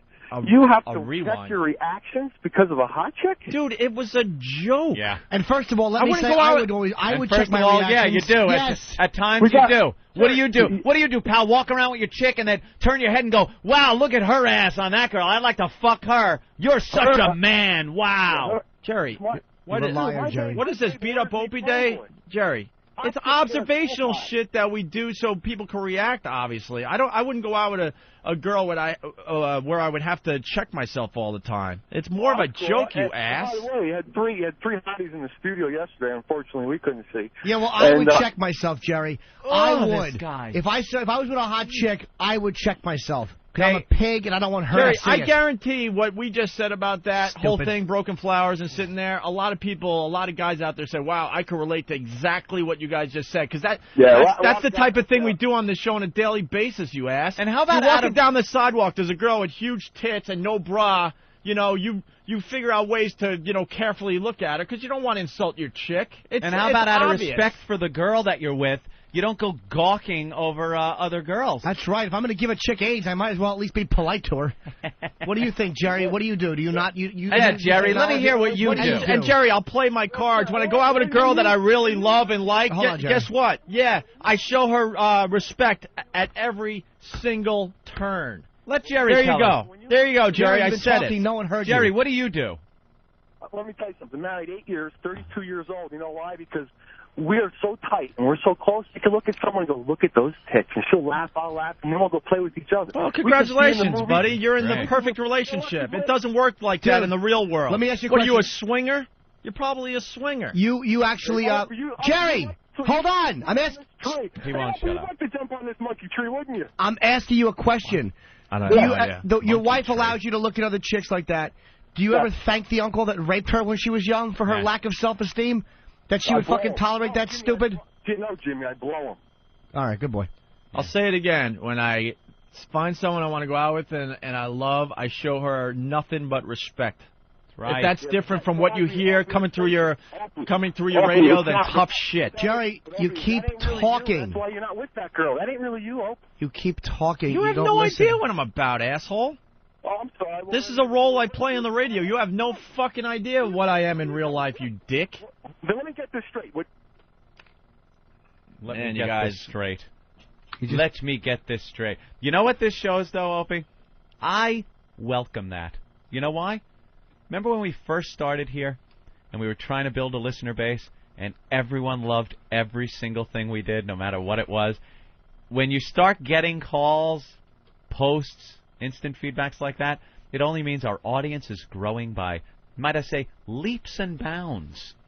Remember? Everyone loved us. Everyone loved everything we did when we first got here because they were paying through the snout for it. That was slightly irritating, all their nice calls. Oh, you guys are the best. Shut up. We get it. Yeah, we just walk around in our regular lives going, look at the tits on her. Oh, are you insane? Now look at Rob from Cherry Hill. Nya, nya, nya, nya, nya. Opie loves his girlfriend. Nya, nya, nya, nya, nya. I just want to make a point that the whole time this is going on, I've been watching this Gaza pullout. And I got to say that the residents are handling it well. Oh, my God. Yeah, somebody put on CNN. They're just dragging people out of their houses. Oh, well. You got to give it back, I guess. It's not a popular opinion. Dude, fucking Jewish people. 8,500 people surrounded by 1.4 million angry Arabs. Come on, fucking out. Leave. And I'm very pro-Israel, but fucking out. I have moths. Opie's got mice. We're going to move. Right? You got Palestinians. Move. How do you get rid of Palestinians? They got glue traps for them? Just lay them down? As annoying as it is to watch them kick and scream being dragged out, you know what? They're not blowing themselves up. They're not fucking shooting at soldiers. I give them credit for that one. All right, let's say hi to Jeff in Jersey. Jeff? Hi, Jeff. Hey, guys. How you doing? Hi, Jeff. I am so fucking tired of these listeners calling in, bashing you guys. Of course, besides the fact that you were saying that you would check in the movie theater, you were still saying this on the air. So obviously it's not such a fucking big deal to do. But who cares? It's so fucking ridiculous listening to all these people bitch and complain. It's a show, and you guys are fucking great at what you do. God forbid I show my chick a little respect when I can. Exactly. I mean, God forbid that we actually do that when we're not doing a radio show, you know? This guy, dude, I woke up one day and realized I don't feel like being a lonely old man someday. Maybe I should, start taking notice. So what are you talking about? Yeah, ripping me off. What an ass. And I guarantee what we said, I'll say it again, a lot of guys out there could relate to exactly what we said about that. Of course. That guy, first of all, was full of shit. He's sitting there, I say, hey, look at that ass. Yeah, and I'm sure deep down your fucking wife really appreciates that one. I'm sure she really loves the fact that you're pointing out other chicks' asses and tits. You know, regardless if you do it and she makes like she's enjoying it, you know, I really don't think she's enjoying it. And to point out that somebody... And if she does, then you're one of those rare couples. Congratulations to you. But the reality is, in the real world, most chicks would be, and I'm saying the word chicks, which is chick. Meaning most broads. Most holes. Most holes. Exactly. Would be pretty much... They would get upset if you're just sitting there openly gawking at another woman. If you have an open-minded slit... Of course she's gonna. Oh God! All right, Jeff. Thanks a lot. Jerry was full of shit. All right, is this Boo got shot? Yes. You asses are distracting us today. Yeah. She was taking real bad news. Peaches, they got shot. I said, who? She said, Boo got shot. I said, oh my God. We just saw it. My sister had called somebody up here. She called my cousin Pumpkin to stay up there. She called her, and Pumpkin told her that she was on the phone with police. And Chichi, she had left out, and she went and got in her car. She bailed out. And when she left out, then when I heard the gunshot again, and when I heard the gunshot, and I seen some boy had running the building over back that way. He ran in that building, and I seen that car just flew off, and then I seen a long gun, a big old gun in the car. There it is. Boo got shot. You must appoint representatives to speak to the press. Black people, please. All right. Let's say hi to what's WI? Wisconsin. No, it's cheese state. Spain. Which Yes. one? All right. Spain. Mike in Spain, what's up? Mike. Hello. Mike. Yeah. Yes. Sorry about that. I couldn't hardly hear you guys. All right, what's up, Mike? Hey, I just want to call you back to Monday's show. You guys didn't finish that bit that you were going to do about you playing your last show or your final. The final show we did on commercial radio and then had to sit out 2 years and 3 months. Oh, wow, how did we miss that? I got the last WNEW show in my hand. That's it right here. Here's Awesome. the CD. Maybe we could do that after the break, I guess. But we said that every day so far this week. I know. Yeah. We'll try to get to it after the break. All right, thanks. You got something for Jimmy? Yeah, Jimmy. Hey, my wife loves you, man. Thank you. I don't know what the hell to do. Every time I come home, she's got a new screensaver of your picture on her computer all the time. Oh, nice. And she just seems to have the hots for you like crazy. I don't know what to do about it. Thank you, sir. Tell her thank you. And I'm Happy sure, birthday, by the way. and I'm sure that makes you happy, right? Because we all should be just happy about that type of thing. Well, thanks, Jimmy. All right, buddy. Bye. Why not? His wife has good taste. I happen to be a looker. I'm a teen idol. I just got a communique from Martini Steve. Oh, leg caught in trap. Send help. No? No, unfortunately, it's not that exciting. Yeah, Clayton was just down in Chelsea trying to do an assault on the media, and normally when Clayton doesn't come through with these, we have to smash his face, and he actually had a legit reason for not pulling it off. He got manhandled a little bit. He looks all disheveled. You all right, Clayton? Happened? Come here, Clayton. What happened? Manhandled. Lucky boy. Yeah, especially in Chelsea. What a shock. I was going to say, you shouldn't use manhandle and Chelsea. Manhandle in and Chelsea. 5 blocks away. It was probably just like a home video shoot, like grab that kid with the abs. All right, well, what I was trying to do is run into the laundromat with the sign. Oh, good one. And they had a security guard right outside the door. I try to, like, squeeze by him, like, on the side of the door, and he body checks me into the frame of the door. Wow. Yeah. And then after that, I get by him to, like, jump into the shot, literally just trying to get the sign in front of the shot, and he just hooks me, just grabs me right by the waist and throws me out physically. What was he a security guard for? I don't know. Was he with the building?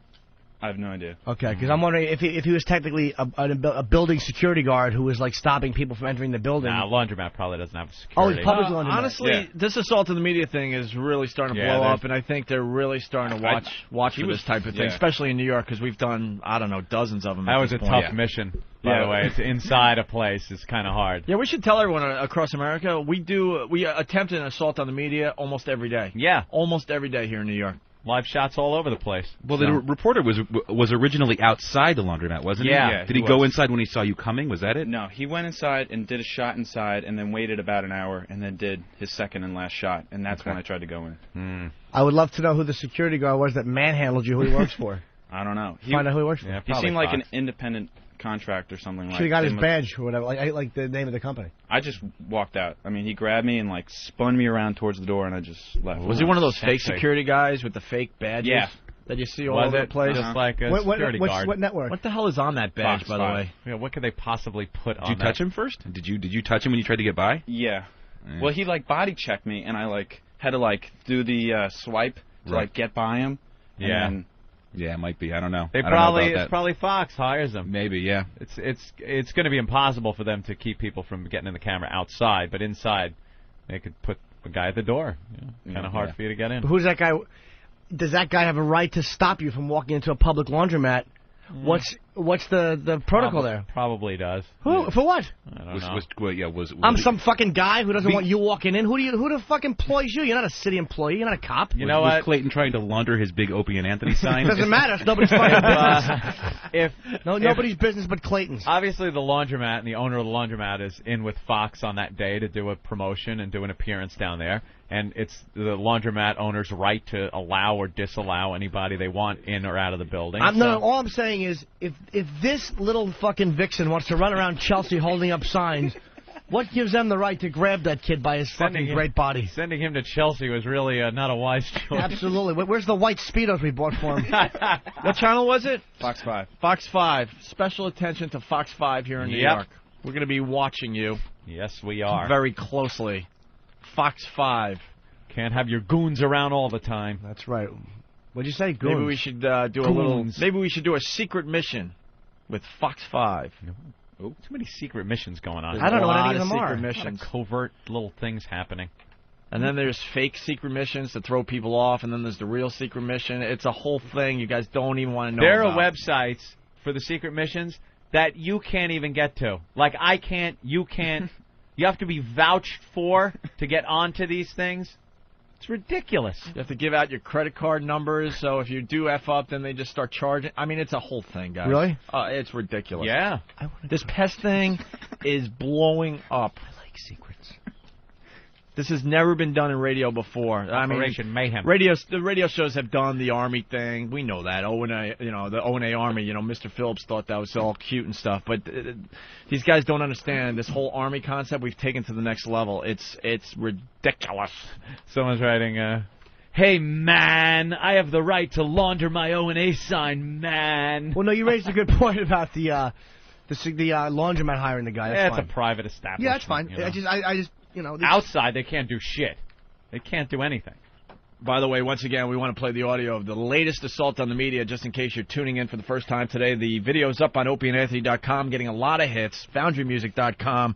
It was Buster Hyman. He was on business in New Mexico, and he attacked not attacked. We don't want you touching the reporters, but he had an assault on the media that went pretty well, Anthony. Mm-hmm. And here's the audio once again. The video's priceless, but check this out. On several arrests, including reckless driving, drug possession, and drag racing down a highway. Now, in this case, Kearns faces a handful of, faces a handful of local charges and could face... Love that. Obviously, there's someone behind Eric causing problems. Eric was saying that Kearns could face federal charges in the shooting. We apologize for that disruption. I don't think you say, excuse me, sir, when it's a lunatic, a pest, in a Howard Stern mask yelling through it. Opie and Anthony with a huge sign. I don't think excuse me, sir, is the proper thing there. Oh, Jerry, enough. What's Jerry doing? What happened, Opie? You had to dump me right after you admitted that you're a fake? Check the rewind. Don't be a pussy, Anthony. Say it. I didn't dump it. We don't dump out anybody. Dude, you wouldn't stop talking. What? You wouldn't stop talking. If you would have had a dialogue, I was trying to tell you something, you just kept... You wouldn't shut the fuck up for 30 seconds. You made your stupid point. I made my brilliant point, and we moved on. Jerry Russo. Jerry Russo. What an awful name. Hey, Jerry Russo. Open your fucking ears, jackass. Let's go to Nancy. You know what? Banned. I'm banning him. What? I don't get any argument out of Opie for that one? Nah, don't ban the guy. I say ban him. I don't like his name. We try to have a show where everyone is... Good point, Opie. Able to be hurt. Don't ban him. Oh. Ban Jerry Russo. All right. One more him. Chance. I hate Jerry Russo. He's got to calm the fuck down. I don't know what he does. If you don't like me on the show, that's fine. Just enjoy Anthony and Jim, okay? That's the beauty of this. That wasn't even so much a not like thing. Although you could definitely see the underlying not like. But it was just one of those things where the guy is a phony. Because 99% of the guys you talk to out there, if they're with their chick, they're going to give them either the respect or they're going to be afraid of them, that they're not going to be gawking over other women in front of them. The funny thing is, I'm a phony, it is. But I admitted to that and broadcast it to and that's the being entire phony. country. And that's being phony. When I just wait a minute. When I just gawked and just shut my mouth and realized I got away with something in front of my girl, or say, I was just gawking at this chick in front of my girl, because our girlfriends don't listen to the show ever. Yeah. So we're getting away with murder here. Russo Jerry at hotmail.com. How do you spell that? Russo. Russo. Jesus. Russo. Jesus. Inflection. Well, maybe. I don't know. Maybe. Russo. I guarantee there's one person out there that says Russo. Russo. You really are a doomy. I'm going to say Russo Jerry. Russo. It's RussoJerry at hotmail.com. There you go. Let's say hi to Nancy in Jersey. We got to take a break here somehow. Nancy. Hello. Go ahead, Nancy. Hi. Hello. Hi, guys. Hey, Nancy. I just wanted to tell Opie that all the women out here respect you so much more. Besides the fact that you're cute, it makes you so much better to hear on the radio. Oh, it worked. Well, how about me not disagreeing? I agree. Shut up, cock tease. Thank you, Nancy. I appreciate it. Let's go to Kevin in Canada. Kevin, what's up? Hey, actually, I'm not in Canada right now. I'm in Japan. Japan. How are you listening in Japan? Online? Syndication Underground. Ah. Got to give a shout-out to S. Blue Man for helping me out in that. How is that going? What are you doing in Japan, sir? I am teaching English. English. How is that going? It's going okay. I'm at a couple of junior high schools here. I'm sorry. I thought he stopped running that site. That's Blue Man. He's still doing it, huh? He's doing something. Oh, yeah. yeah. Of course. Oh, yeah. He's still streaming them down quite nicely, That's actually. a whole other thing. Oh, Yeah, okay. a whole underground system that's listening to the show for free. Yeah. Yeah. So I guess if you can use a MiFi out here, I'm not sure. Kevin, you should have went to audible.com. It's pretty cheap. We're now Really? Our shows are now available on audible.com for download. Are they day of? Can you get them day of? Yeah, but I guess it's taking too long. Day up so far. They're working out all the bugs. Okay. People are getting frustrated because they're waiting for the new technology. It takes a little time. Yeah, they're waiting for the show to be posted so they can download it to their iPod or their MP3 player, what have you. Oh, so. sweet. But it's a pretty cool thing, audible.com. You might want to check it out. Every once in a while, there's just one of those shows that just is unbelievable and from beginning to start, and people like to beginning to start. Yeah. Holy crap. We got Beginning to start. That's right. And I even caught that one. Hey, Kevin, how'd you learn Jap? I know only a little bit of it. It's not really a prerequisite for the Wait a job, minute. In but order to teach English to Japanese people, you do not have to know how to speak Japanese. Exactly. Well, there's always That makes a Japanese no fucking sense. teacher in the classroom. There's a Japanese teacher in the classroom that doesn't speak speaks English. No. So what do they need you for if they got somebody that speaks English and Japanese? Well, you know how they always have that tendency to fuck up the R's and the L's. I'm there to kind of... You're there for the R's and the L's. Right. Okay, I got a slacker job, I'll admit it. Yeah. I'm thinking, wow, that's pretty impressive. This guy goes over to Japan and he must speak fluent Japanese and he teaches English. No, he doesn't speak Japanese. He's there for the R's and L's. Bravo, Kevin. There's dick for work in Canada, man. There's like nothing. Yeah, if you got to go to Japan to work? Oh, God, I hate Canada. I really do. Those fucking French-speaking bastards. Come on down to the U.S. Everyone's doing it. Well, I did live in California for a couple years doing graphic design, but I got bored of that. Oh, you're gay? What? We got to get... Excuse me? Graphic design. The way you said it. Nothing about poodle punching. Nothing. Oh, we gotta. Is Meaty Tits in the studio today? I don't like that type of talk, but yes, he is. Oh, sweet. Jimmy, I bought both your CDs. You rock, man. Oh, thank you, mister. I've been turning on a bunch of Canadians to your sick, disgusting humor, and they love you. We would love to promote Jimmy Norton's second CD, but none of us know the title. And he said it 100 times, but we can't even remember. It's so complicated. It's Trinkets I Own, made from gorilla hands. Trinkets I Own, made from gorilla hands. Okay. What happened to Jim Norton live? Can't you? What's that, buddy? I said, I believe you can get that CD on eatabullet.com, can't you? Yeah, but if that site's fucked up, go to jimnorton.net. Oh, really? Look at you. Oh. Wow. Still don't have So, the Jimmy, .com, if I though, were to... No, that's Cyber Squatter. I hope they're wasting away with prostate cancer. Cyber squatting fucking yellow animals. If I were to somehow fly into the States, would I be able to see you at some point during the week? To be honest with you, only the Comedy Cellar. I don't have any road dates booked just because I had to keep it open in case HBO needed me to go out to L.A. So just the Comedy Cellar in New I York. was trying to give you a plug. No, I know. I appreciate it, buddy, but I don't have anything. All right, Kevin. All right. Guys, Can you leave us with some Japanese? Some Japanese. Chin chin gatatsu. What does that mean? Your cock is standing. Jesus, dude. What is chin chin? Cock. Yeah? That's what they call it? Chin chin? What a sexy language. Oh, it's really hot, especially when you go downtown and they ask if you want a massage. How do you say suck my cock? Something chin chin, I guess. Oh, God, suck my cock. Right. I'm afraid I don't know that one yet. You are the worst. Well, you're really helpful. You're really helpful. I will learn some dirty, filthy shit, and I will call you guys back at some point. All right, Kevin, thank you. Definitely. Thanks Kevin a lot, from guys. Canada who's in Japan. You figure it out. Let's say hi to Jackson in Minnesota. It says on the screen here, caught the virus in a truck stop stall. That'll happen. Jackson. Yeah, I went into the truck stop there to drop a deuce, and I caught the virus in there. Someone wrote on the wall, O&A, XM202, check it out, catch the virus, and now I'm spreading it.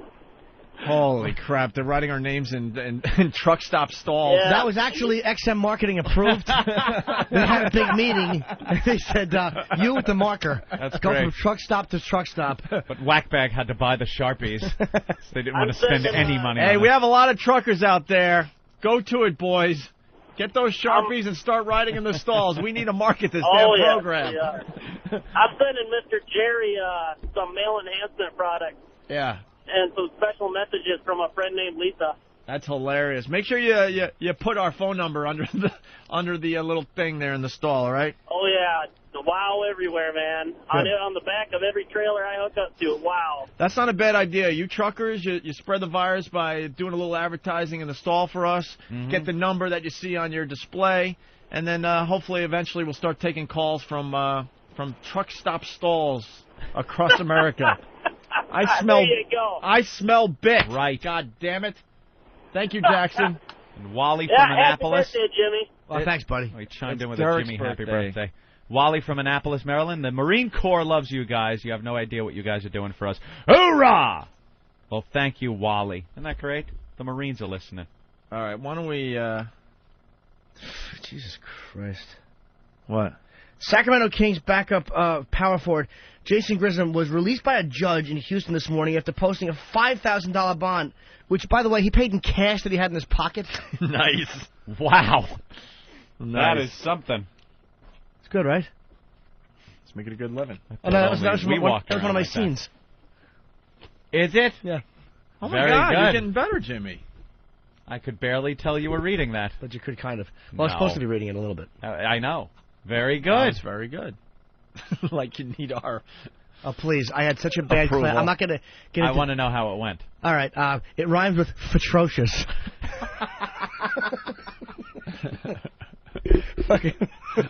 With that, can we go to break? Like sands through the hourglass, so is the Owen virus. Hey la, Opie and Anthony are back. Hey la, Opie and Anthony are back. Everybody. Hey la, O and A are back. Hey la, Opie and Anthony are back. That's it? I'm so glad Opie and Anthony are back. Now I can show the hemorrhoid in my ass crack. Stop it! I'm so glad Opie and Anthony are back. I can show my titties and the hemorrhoid in my ass crack. Wow. O and A are back. God damn it, are you fucking with me? They're on XM satellite radio. Hold my fucking hand over there. I said choke Now yourself. I can say Now lean fuck forward, and choke. pussy, you know. He's got a real big cock. I'm so glad O and A are back. Oh, no. I can show my pussy and my hemorrhoid in my ass crack. Yeah, hallelujah, they're back. Oh, the world won't be the same. Yeah, let's smoke some crack. Opie and Anthony are back. I'm so glad they're back. I can show my ass crack. They are back. What have we got here? Opie, they are back. What is your name? I need a dentist. I need a dentist. I need a dentist. If we want to book you, do we call who? Broadway Danny Rose? Opie and Anthony, the virus is spreading.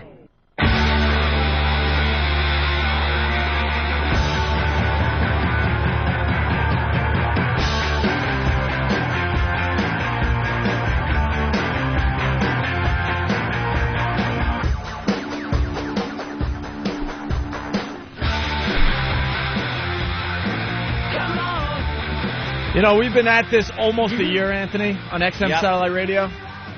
Almost a year. I think October 4th will be a year that we've actually been broadcasting. We signed last July, but and they started paying us in October. That was real nice of them. Is that it? That was real nice of them. Thank you, by the way, for doing that for us. I had to go through some of my fortune. They signed us They signed us in July and decided to start paying us October 1st, which I thought was a real nice thing. Yeah, it was cool. 'Cause I like doing promotion for free. It was nice that they paid us for 3 days of not working. Thank you. And then October 4th, we started our show. Cool.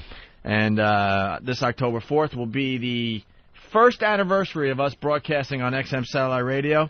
And let's just say it right now. We're gonna broadcast live from somewhere. We don't know where yet. We are. And I say we do a huge blowout road show.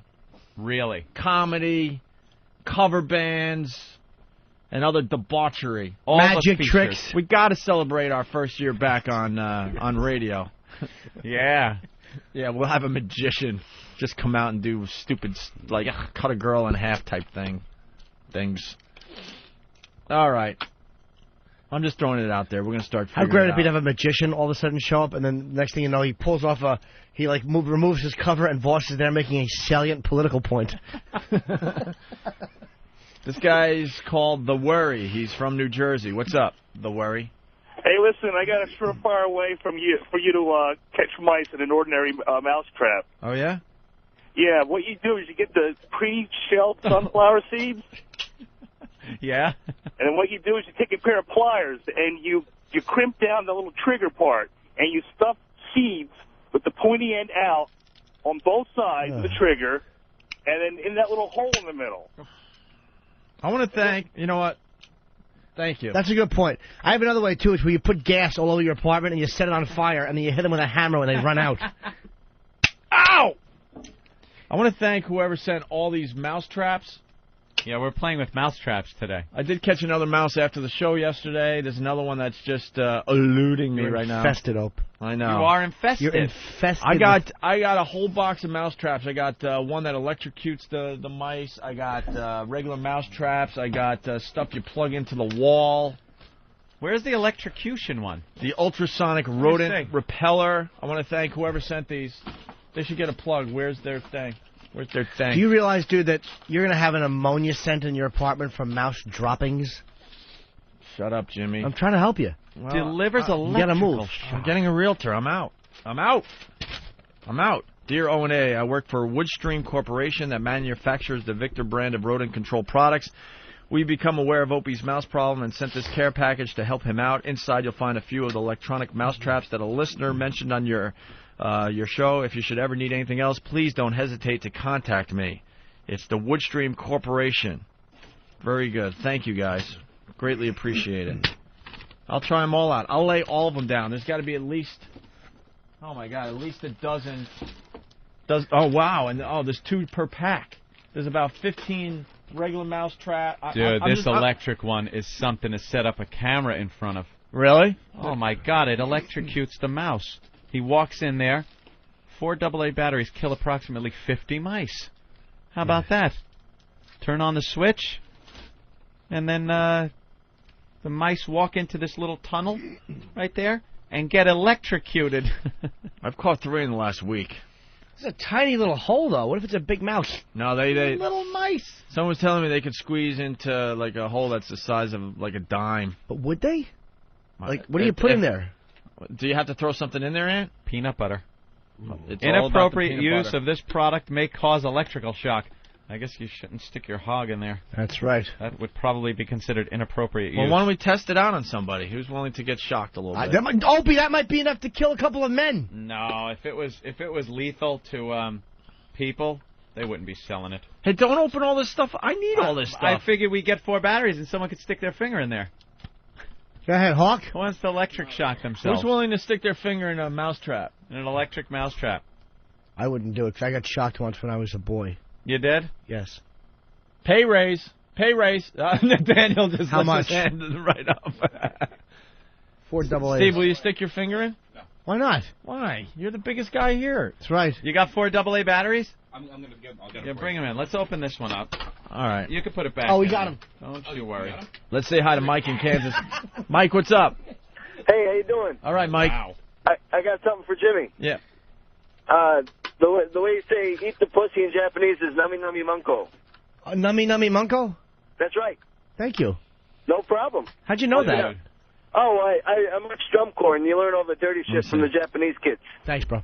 Yeah, thanks. Punch enough. There's 2 metal plates in there that are separated, and then there's wires going to them. And the mouse, once he touches both of those plates, gets electrocuted. So it's a lot easier now. We can put the batteries in. If somebody wants to touch those 2 plates and see what happens.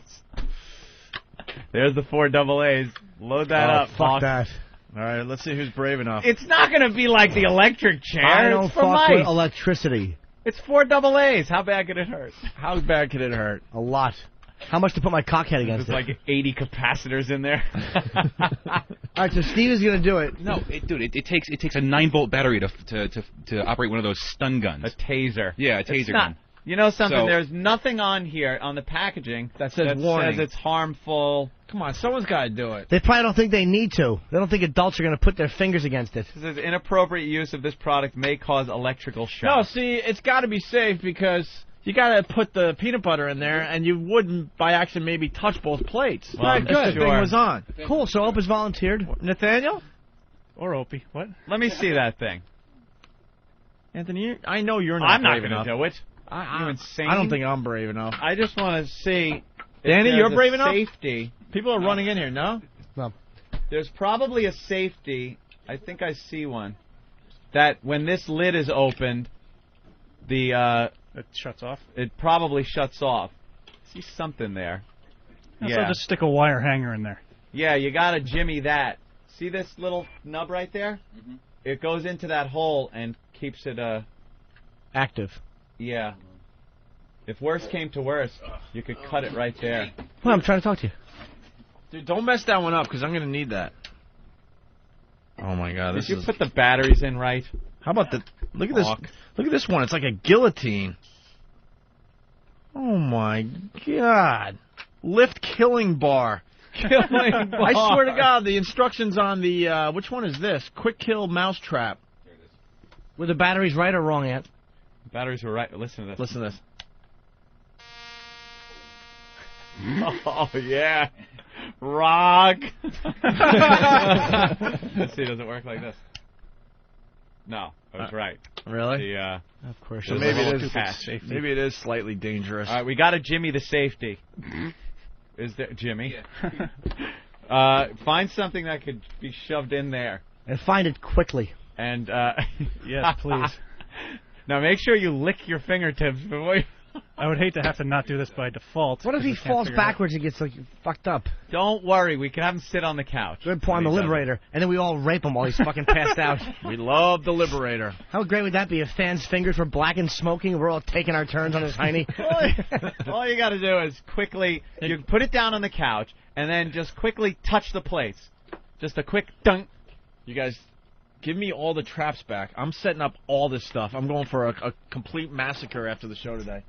And I'll take a picture for the website. Like a mouse Auschwitz over there at Opie's house. Your cheese will meet you. It's time to start taking pictures. I have a counter. It's going to be nothing but peanut butter and traps. Yeah.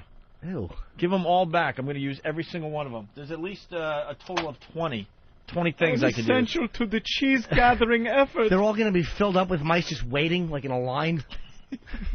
The only reason there's no warning on this is because they're assuming people aren't going to try to electrocute themselves. No, they have to throw a warning on stuff like that. They just have to. Goddamn kids in the house, and they're always fudging with shit. Hey, I got good news for you. What's that? If this doesn't work out well, you could sue the company because there was no warning on the thing. That's true. Fantastic. Cool. So either no way, warning whatsoever on the package. Right. Won't be able to move my eyes, but that'll be great. God, I'm done with the primitive mousetraps. Thanks to this guy. What's happening? Is Steve jimmying that? Jimmy doesn't know what he's doing. You just got to take something, even a rolled up piece of paper, and shove it in there to trip the switch. What does he know? Why don't we do this? Let's say hi to Ralphie May, good friend of the show. Steve's idea of like of rigging something is just like fucking knocking the leaves off it, taking meat, and scampering quickly. Ralphie! Hey, guys, how are you? Hi, Ralph. What's up, man? Oh, man, I'm just... they got me doing some press for the Borgata, but whatever. That's hysterical about the mice. Yeah. And y'all don't have one intern that won't let themselves get electrocuted? Oh, yes, we do. Yeah, we're figuring it out right now. Fantastic. It wasn't good enough that Nathaniel had his face in the paper today. He wants a little more attention. Really? It's one of those, they step up the voltage of the batteries, but it's very low amperage. I'm sure it just, I'm sure it just explodes the mouse. Ralphie May, here's the deal. August 20th, you're going to be at the Borgata Theater in Atlantic City. Yeah. That's what, Saturday or Sunday? Yeah, it's Saturday night. Saturday night, this Saturday night in Atlantic City at the Borgata. And then August 25th through the 27th, the Funny Bone in Urbandale, L.A. Yeah. That would be what? Louisiana, right? I think that's Iowa, Des Moines, Iowa. Oh, really? Ah. Well, somebody here spells Iowa L.A. They're retarded. So it's Funny Bone in Urbandale, Iowa? Yeah, it's outside of Des Moines. It's like a suburb of there. August 25th through the 27th. I've never played it before. It's my first time. All right, hold on, Ralph. Hold on, we got to get some water for him to stand in. Now this works. When you flip the switch, the light comes on. You've jimmied the safety mechanism on the door latch, and there are 2 metal plates in there. Now Nathaniel, I guess, has to touch each plate. You got to touch both of them. I think that's the whole thing. The mouse walks over both plates, and then once you make contact with both of the plates is when you get the zap. Now, I would gather that probably the best way to do it would be with one hand, 2 fingers on there, as opposed to 1 finger on each hand. Right. Which would then put the jolt through your whole body. Then you could just kind of short it out at the knuckle. But you'll get a good feel of what that's all about. Hey guys, everyone, come in the studio. Let's make sure the video's rolling. If we're all hooked up in the headphones? Jesus, Jimmy, no. Relax. We got. No, I don't like struck by lightning. Here comes Travis. Here comes Clayton. It's his last day with the show today. Clayton. Oh, really? Oh, maybe you should do it. Wow, there's about Jesus. There's no women that work for this show. There's like 15 guys in the studio. Travis was just commending me on me coming in here. He, of course, is playing it safe.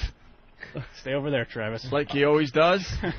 Take no chances. Of course, this might be a wise one. Take no chances, Travis. In studio. Travis volunteered to hold the batteries. I didn't even know what was going on. I was in. How about this, Travis? If Nathaniel does this, then you have to do it. No, he's going to lead. He's going to lead the way. If Nathaniel does it and I do it, then Danny has to do it. All right. Let's see what happens to Nathaniel first. Yeah, I'm gonna take that. That mic's on, right? I have a heart murmur, by the way. Is that gonna be a problem? No. Oh no! All right, no. Nathaniel could hold. All right, Eric, you better hold. Jesus. All right. The mousetrap is now on. It's live. Hold on. Now just touch the 2 plates. Touch them quickly. Let's just see what happens. Yeah. Do you have a wristwatch or anything on? Yeah, you might want to remove all metal objects. Mousetrap, for God's sake. Oh, I'm all scared. I bet he is too. A little. Take your time. Just work yourself up. Come on, act like you got a cock already. Would you just grab it? Where are the electrodes? At that end? Yeah, okay. Yeah. All right. I got to touch both plates? Yeah. Yeah. There's one. Oh, look at you, nervous.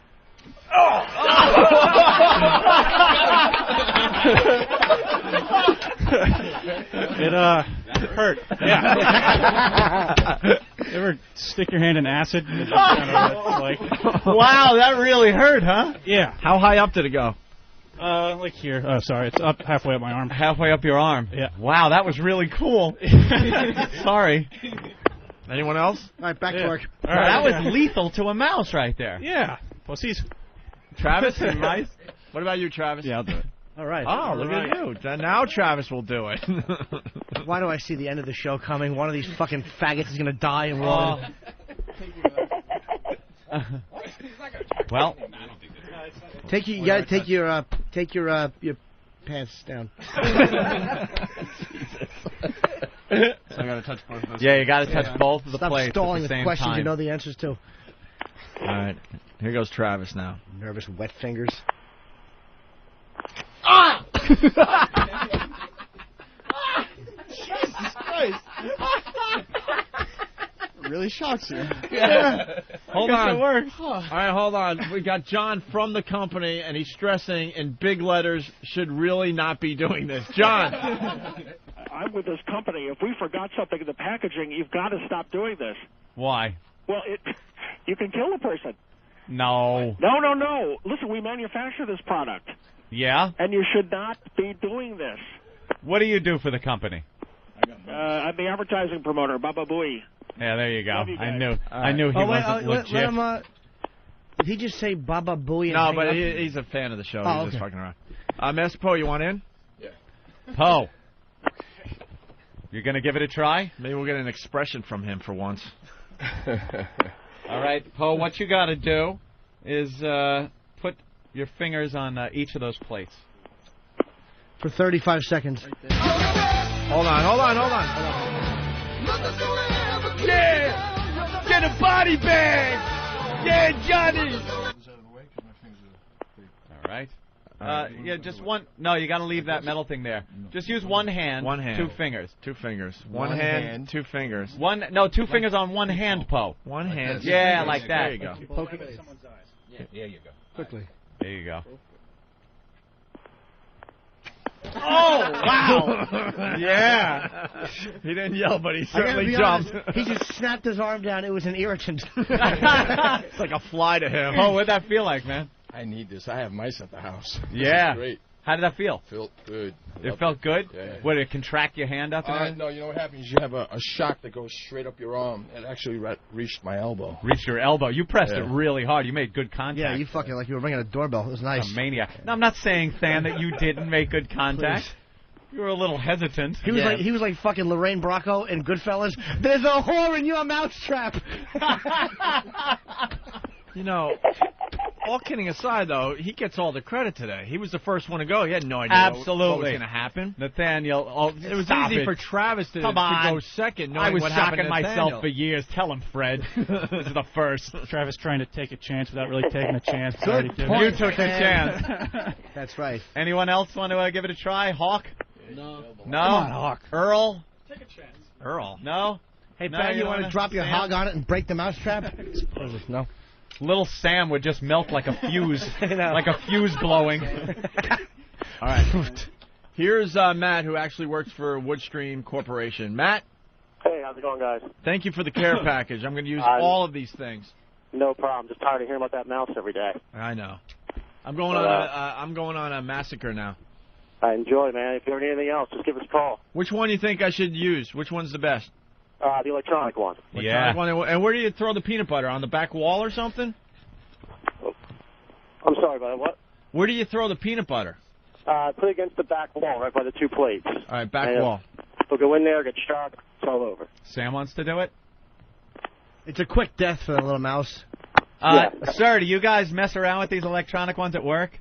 Oh, yeah. You touch them and stuff? Well, they're childproof, so you really can't shock each other. No, you can. Yeah, we figured out how to get around that. You just got to jimmy that latch switch. Whoops. Back to the drawing board.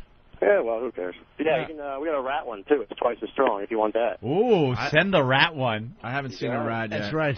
That's good. It comes in it's a chair. You got to wet a sponge and put it on the little rat's head. Okay, well, thank you. Thank you for sending this entertainment today. And Sam wants to give it a try. Can I make a deal Hey, first? Matt, thank you. Woodstream Corporation. You got a website? www.woodstream.com. Thank you so much. I really appreciate it. No problem. Have a great day, guys. All right, there goes Matt helping out the show. What's up, Sweet Sam? Would you please play my golden ticket audio if I touch the shocking things? Wow, he's got golden ticket audio. Yes. It's 5 seconds. Nathaniel did it for nothing. I know, but he's got stand-up tapes and everything in his back pocket. But he's got a job. Good point. And he's also big, whereas Sam is built like Fiona Apple. Jimmy's right. Yeah. Very good. Oh, man, there was a guy that hung up. He was going to start that writing on the stalls thing for us, the bathroom stalls. Yeah. He was a trucker. He was going to take it upon himself to start.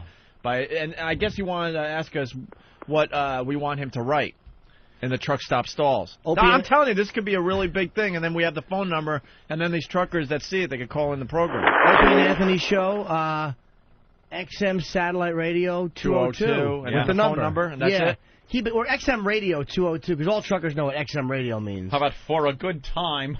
Tune in. But don't, FOR is too long, just put the number 4. Right. They like it when you abbreviate. 4. And right, spread the virus, obviously, right? Okay. All right. And the number. There you go to that guy that called up. Sam. Anyway, Sam? Sure. Well, there's a lot of audio. When's your last day? Tomorrow. All right, let's try to do Sam's thing tomorrow. Wait, he said how long is it? 5 seconds? No, He it's said 5 seconds. No, it's a lot of stuff. There's like 9 tracks. Oh, that's a bad idea, Nathaniel. Wait, you got your own little radio show you do? Yeah, I do a little radio show up in Syracuse. Oh, okay. Very good. Cool. All right, well, how about we do it tomorrow? I'm not blowing you off, I swear. Okay. Your last day, you remind me, and we'll do this tomorrow, I promise. We always get the stuff. All right, well, I think we've done enough of the mousetrap for now. All right. All right. Ralphie. Yeah, buddy. All right, so there you have it. Ralphie May, you gave us great radio today. Thanks. Dude, I didn't know I was still on. I'm just laughing about the whole. I think it's hysterical. Yeah. That's great, man. Shocking thing with the mousetrap. Yeah, get interns, electrocute them. Fantastic. Just electrocute him. We found a new punishment, that's for sure. Yep. Keep one of those here. That's the Punisher. You got to touch that while Steve stands behind you jerking off reading Rent Boy. Hey, I got a question, guys. Did I make a mistake by offering Bobby Kelly my spare room in my house? As long as you don't offer him part of your refrigerator, you're fine. What is Kelly doing out in L.A.? I don't know. Something tells me Eating? Ralphie would defend his refrigerator against the likes of a Bob Kelly. And I was slamming Bob, not Ralph. How long is he out there for, Ralph? He said he's out here for a couple of weeks. Well, maybe he's filming something. It's Bobby Kelly. I think if he was, would we know about it? Yeah, you're probably right. I mean, I'm gonna look at what he's doing. Between Opie scraping the yogurt and I don't know what's with your phone, Ralphie. I don't know. It's clicking and clacking. Hey, Ralphie, how's the missus? My phone is fat. You asshole. How's the missus? She's awesome. She's upstairs. Cool.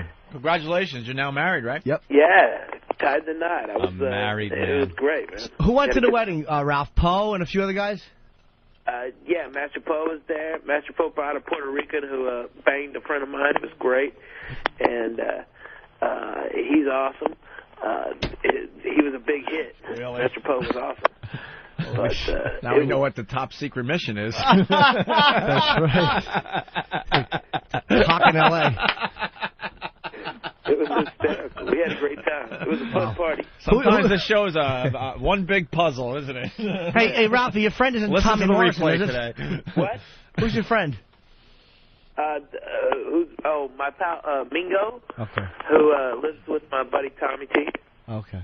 Wow, Chris from Dallas found the obvious here. I guess you guys really are shock jocks. This is for all the critics who say we don't do anything shocking anymore. Yeah.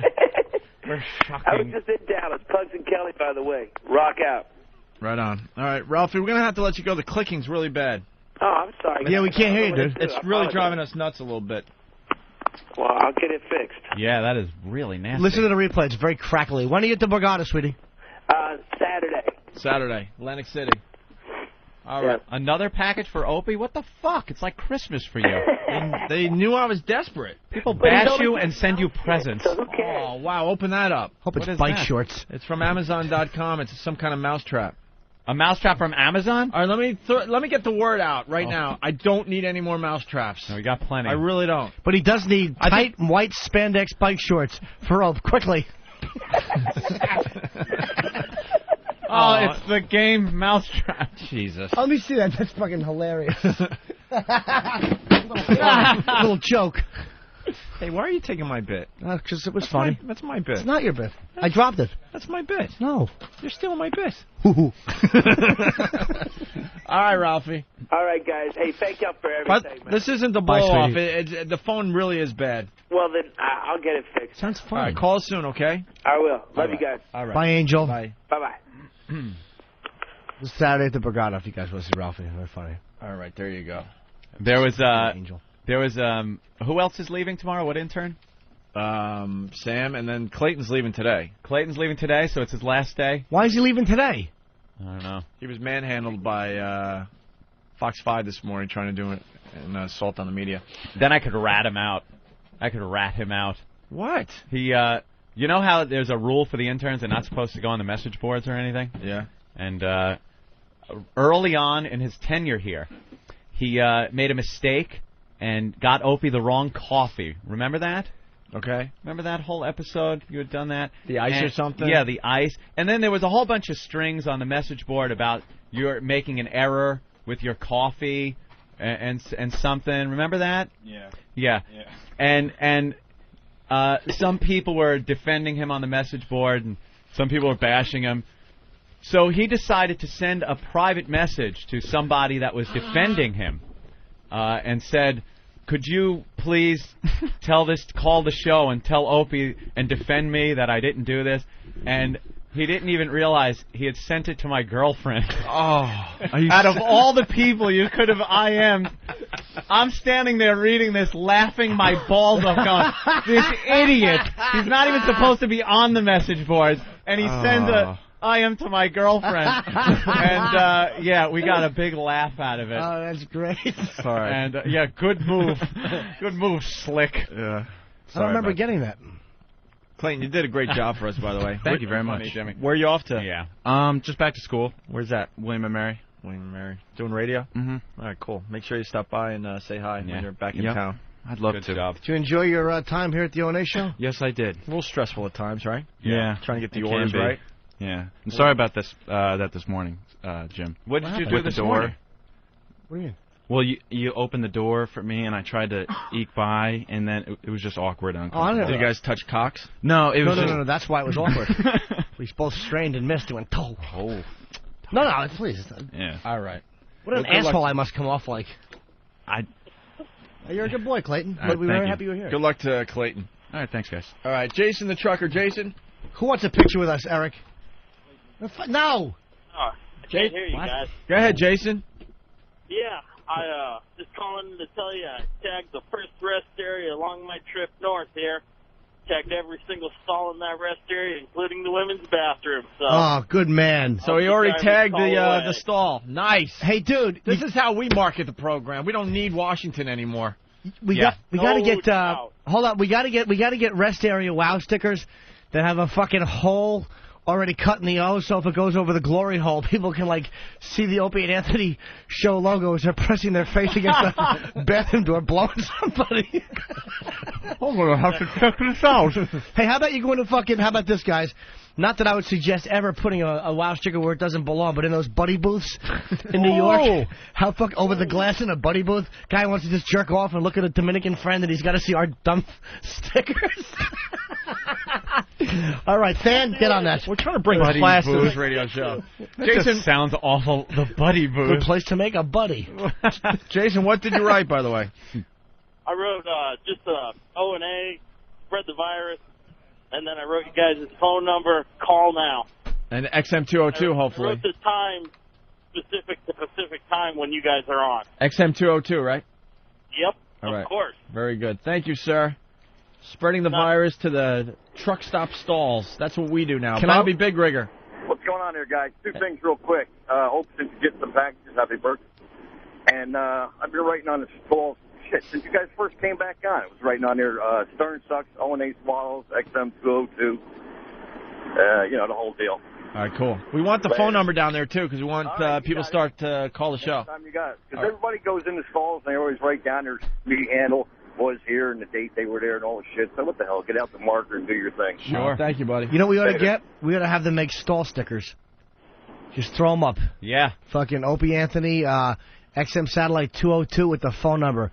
Stall stickers. Stall stickers, perfect for a stall or a buddy booth or whatever place you happen to be in. You may not have a Sharpie, but you have a sticker. You plop it right up there, and it's a bitch to get off. You might as well just go talk to that wall over there. Oh, you don't think we're going to get stall stickers? All right, we're going to break. Hey, maybe, well, you never know, Opie. Maybe somebody out there works for a sticker company. Maybe marketing is listening right now. I think that if I ask for stall stickers to help promote this program, marketing will jump all over it. What's that supposed to be? Some kind of sick joke? How sad is it that our fans are now buying billboards the pests. And now truckers are writing advertisements and truck stop stalls for us. That's how we're marketing this show. Yeah. Hey, we love it. We love the grassroots thing. But grassroots. But truly underground. But throw us a bone every once in a while, will you? You're trying for a baby. It's a magical time. And you're going to want a home pregnancy kit that you can trust. I'm nervous. I'm nervous. We've been trying for about 3 or 4 months now to get pregnant. Yeah, I think this time I feel good about I do too. this time. Yeah, we've been wanting to have kids for quite some time. I think we're ready. Both of us. Yeah, we're both ready. We're both ready. Ready together. Yeah. This is it. This is it. That's my iPod Shuffle. You peed on my iPod Shuffle. Such a stupid bitch.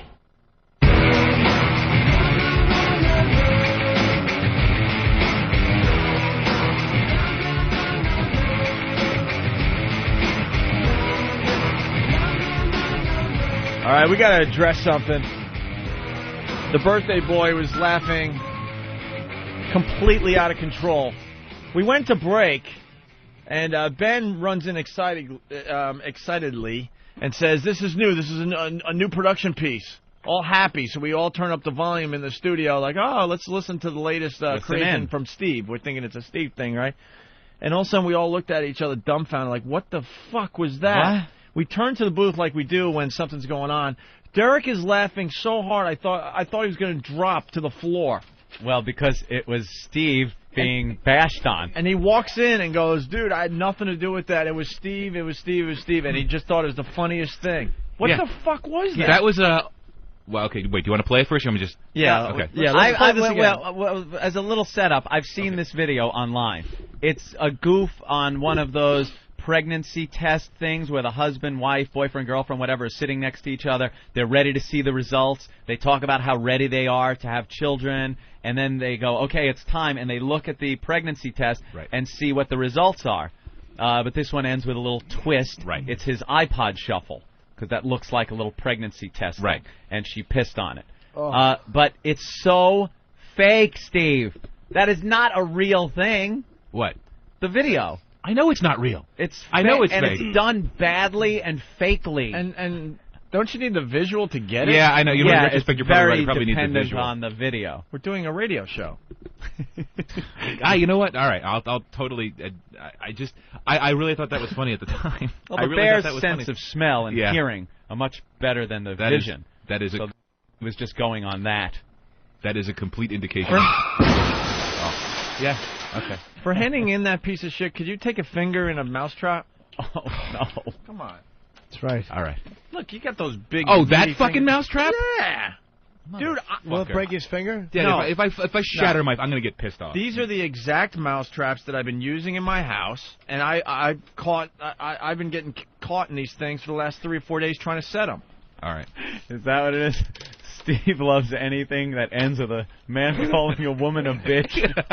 I hadn't done a misogynistic piece in a while. I think I was really due. All right, Steve. Bitch. Here's your punishment. All It's right. just because Well, we look had how the you're handling that thing. What? You know what I would do, Steve? What? Bend your finger. And hit the cheese thing with it. What That if I way... just smack my hand down? Oh, smack your hand on There you it. go. That's You another one. smack? Then you're really Just like that. Nice. distributing. I don't know. Yeah, I say you just take the very, very tip of your finger Ooh. and Yeah. place it there so it That's hits your halfway cock. through the nail. That's Your ex- left testicle. That's exactly what...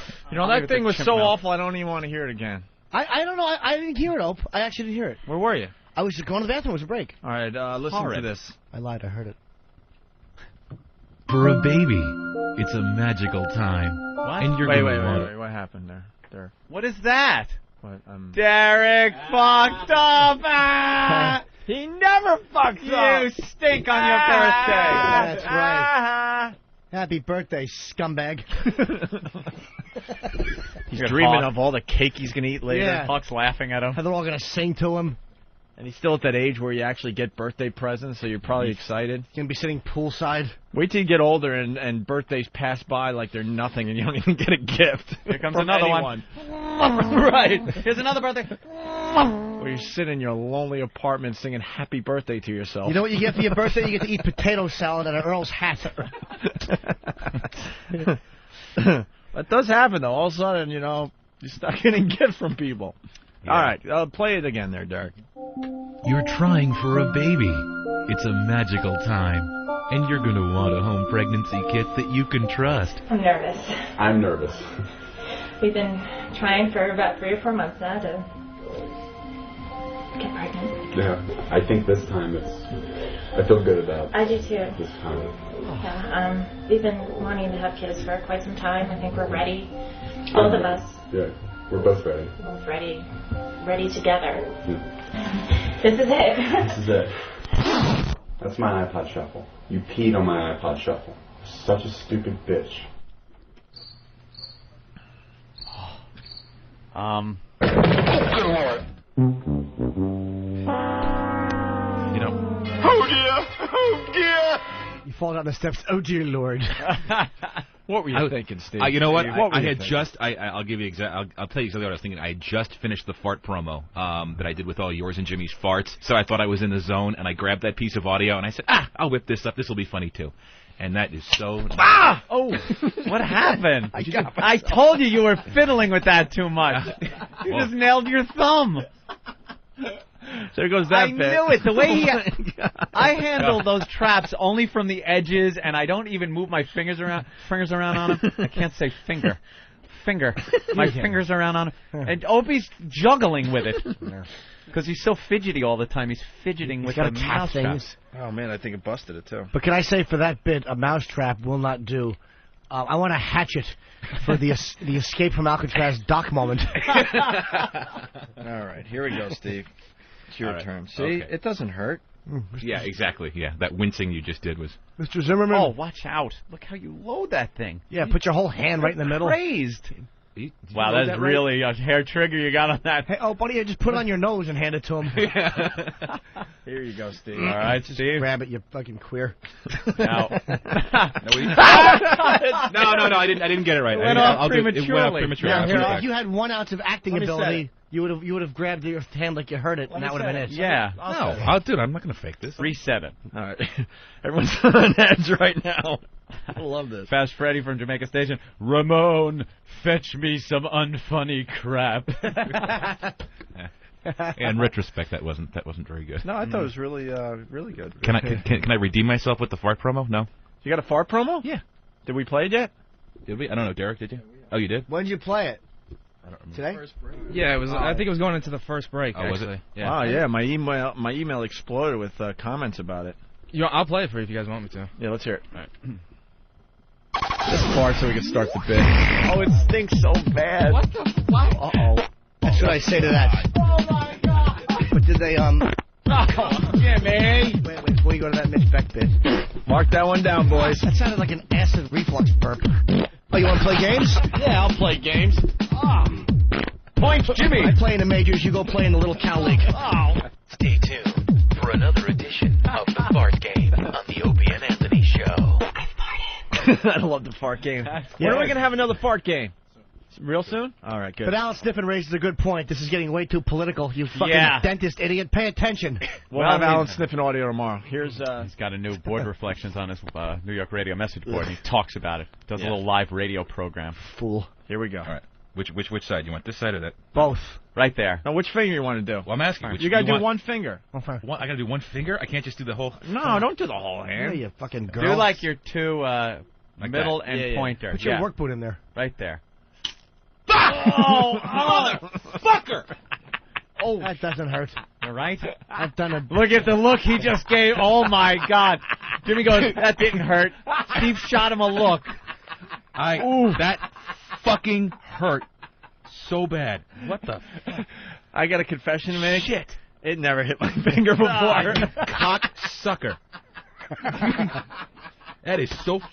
God damn it. Dude, I set you up so bad I purposely did that. Motherfucker.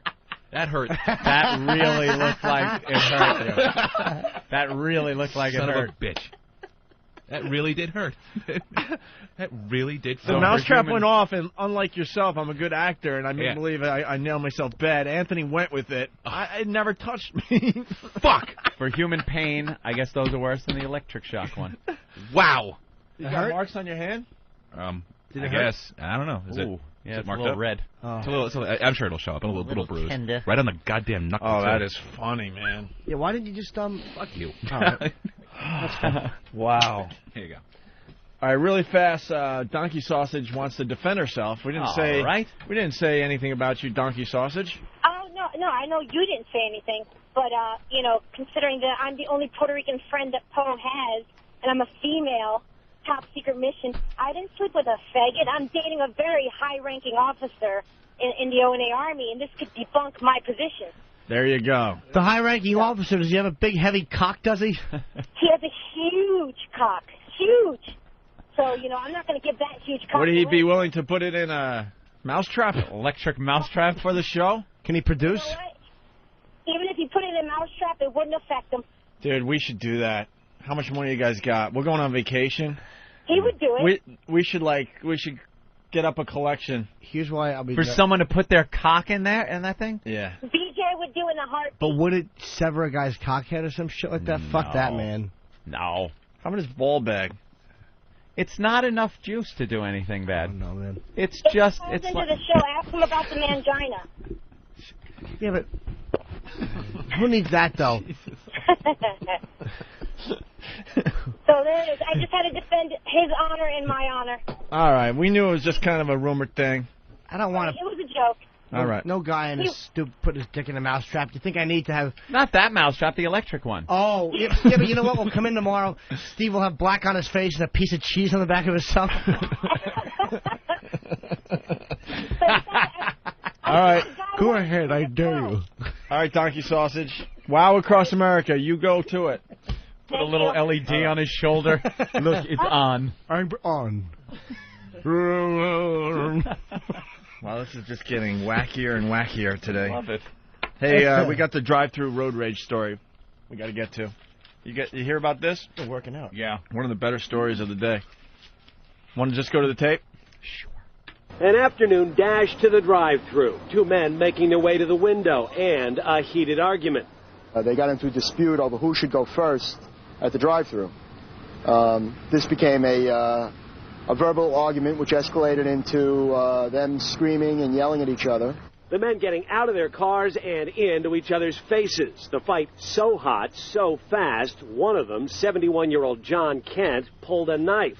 Our victim retreated back to his car. Didn't want any part of this. And our subject, Mr. Kent, followed him back to his car, reached in through the window with his knife and stabbed the driver. The victim, a 45-year-old man, was stabbed in the arm and chest, all while his 3-year-old daughter sat watching.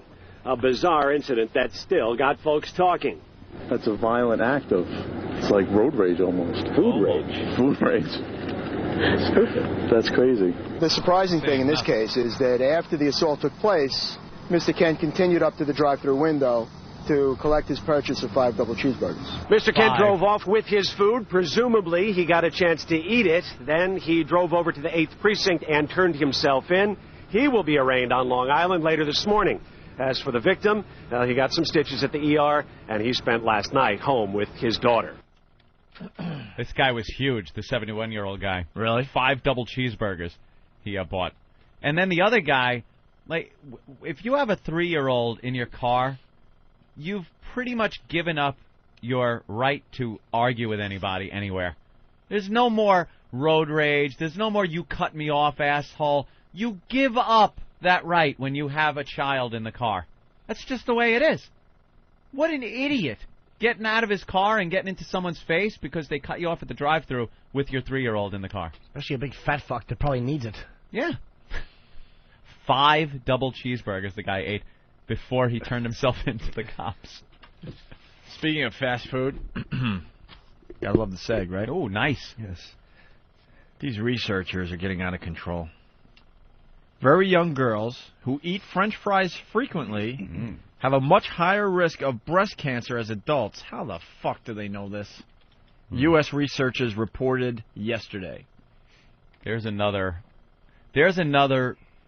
kind of weird statistic.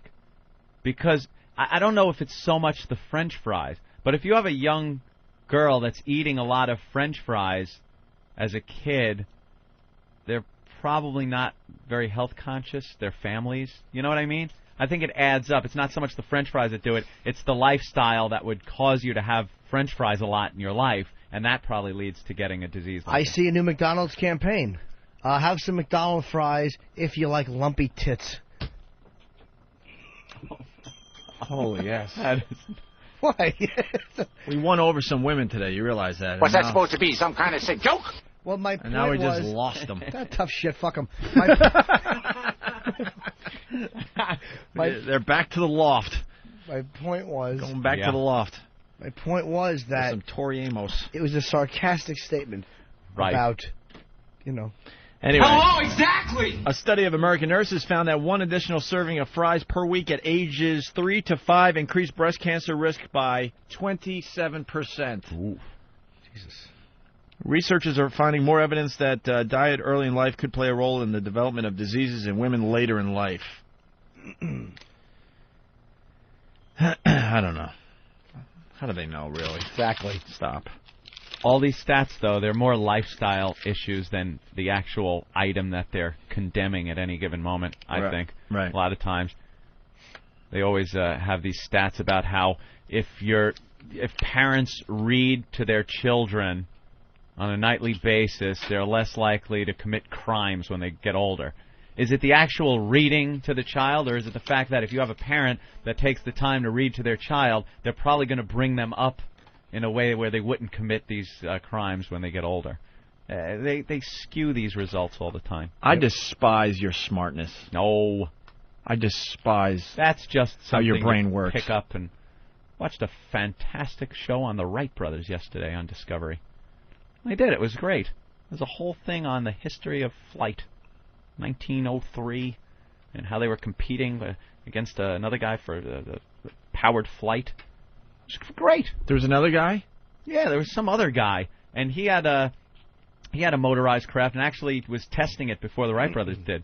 And got some guy to try to fly it into the Potomac River, and the thing just kind of took off from the catapult, went straight up, and tail first went down. The guy got caught in the wreckage, barely got out alive, and the papers were laughing at him.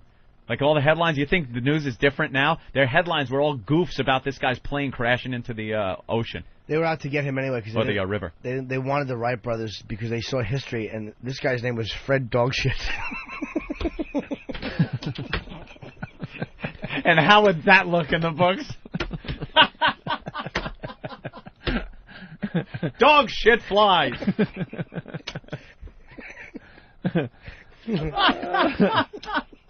Oh, God.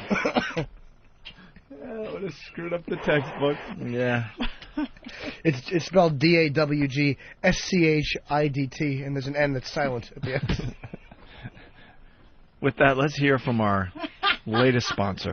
This weekend, for the first time in Toyota history, an unprecedented sale will change everything. What if we told you to get any new car, truck, or SUV, all you needed was $99 down and $99 a month? I'd say you were full of shit. Well, we're not. Get ready for the No Shit sale from Toyota. No shit. No shit. No shit. Toby Hines, fearless leader at Gulf States Toyota, has gone completely apeshit and authorized us to sell you any car, truck, or SUV for a ridiculously low $99 down and $99 a month. No shit. No shit? You gotta be shitting me. No, this shit is for real. It's the No Shit sale from Toyota. $99 down, $99 a month. But you better hurry because this shit won't be around forever. In other words, shit or get off the pot? Exactly. It's the No Shit sale. $99 down and $99 a month gets you any car, truck, or SUV you want. Holy shit. You said it. See your Toyota dealer now. Get the feeling. Toyota.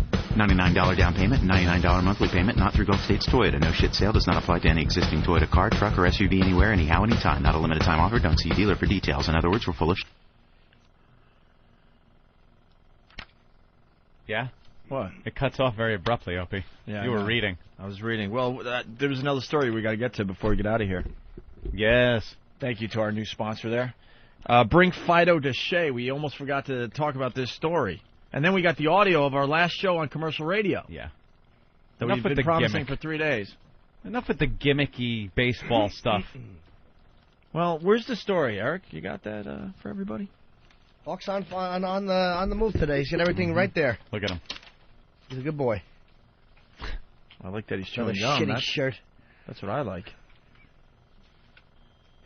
Jesus, I don't want to see the picture of the man boobs. Oh, look, Hawk, he's starting to sweat. Oh, my God, he's sweating. sweating. The room is laughing at you right now, Hawk. They're all laughing You're at you. doing so good. The room is laughing.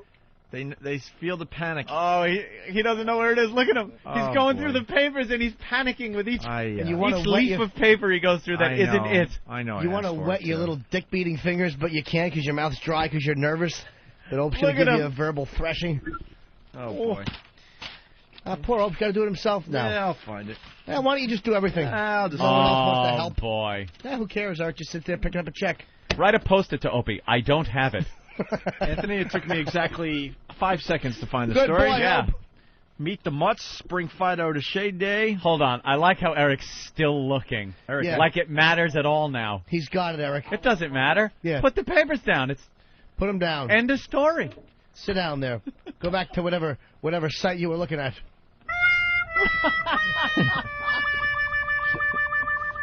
Holy crap.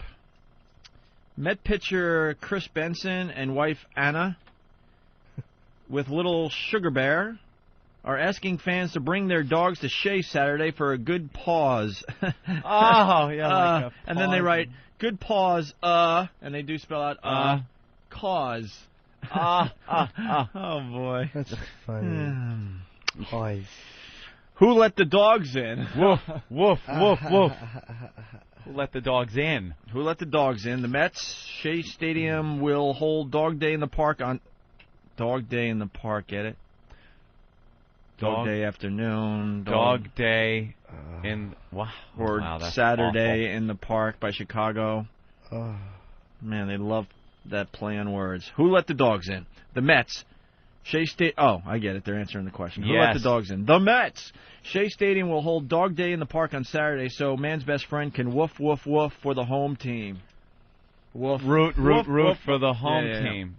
They'll join their owners in the left field bleachers and at a special picnic area to watch the Mets square off against the Washington Nationals. Oh, I hope it's 100 degrees and all these dogs are just shitting. I hope one kid everywhere. has his fucking hand ripped off by a pit bull.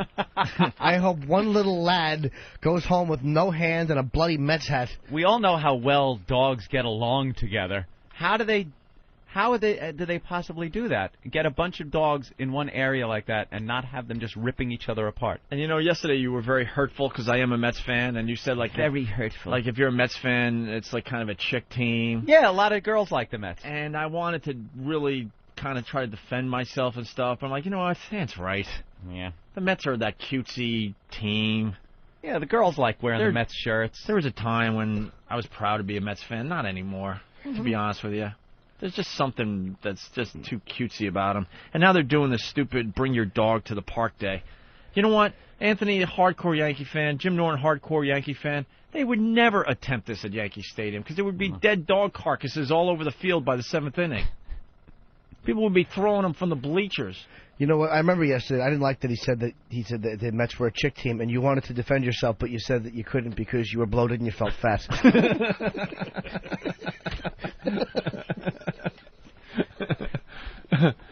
How do they fit that many dogs in? Yeah, they won't be shitting all over those awful orange seats. Yeah, shit. What a dive. Piss. Well, it's against the Washington Nationals. There's room at the promotion organized by Snausage's Dog Treats for 500 four-legged fans. So I guess it's the first 500 dogs. 500 dogs. And then what do the rest of the dog owners do? Go home. Leave them in their hot, steaming cars. Leave them in the car with the windows rolled up in August. Yeah, like they're going to give up their Mets seat because they couldn't get in with their little pooch. Oh, is that great? Just leave them in that hot car. Sorry, you lose, and yeah. Look, Dad, he's sleeping on his side. He sleeps upside down like we do. I can't wake up the puppy. And they'll get in for only $5 each. Of course, they'll have to be accompanied by a human who will pay $30. Profits will go to the North Shore Animal League. They've already sold 275 tickets. Oh, you need a special ticket. They're going to have a dog parade across the field that should keep the groundskeepers busy. They're cleaning up shit and all. Boy, that's right. I get it. Also plan our contest for the best dressed, youngest. Wait, there are plans. All right, they're going to have contests for the best dressed, youngest, oldest, biggest, and smallest dogs. Fantastic. Mr. Met, let's go, Mets go. Meet the Mets, greet the Mets. It's not about the team. It's about whoever the marketing person is should have his cunt kicked.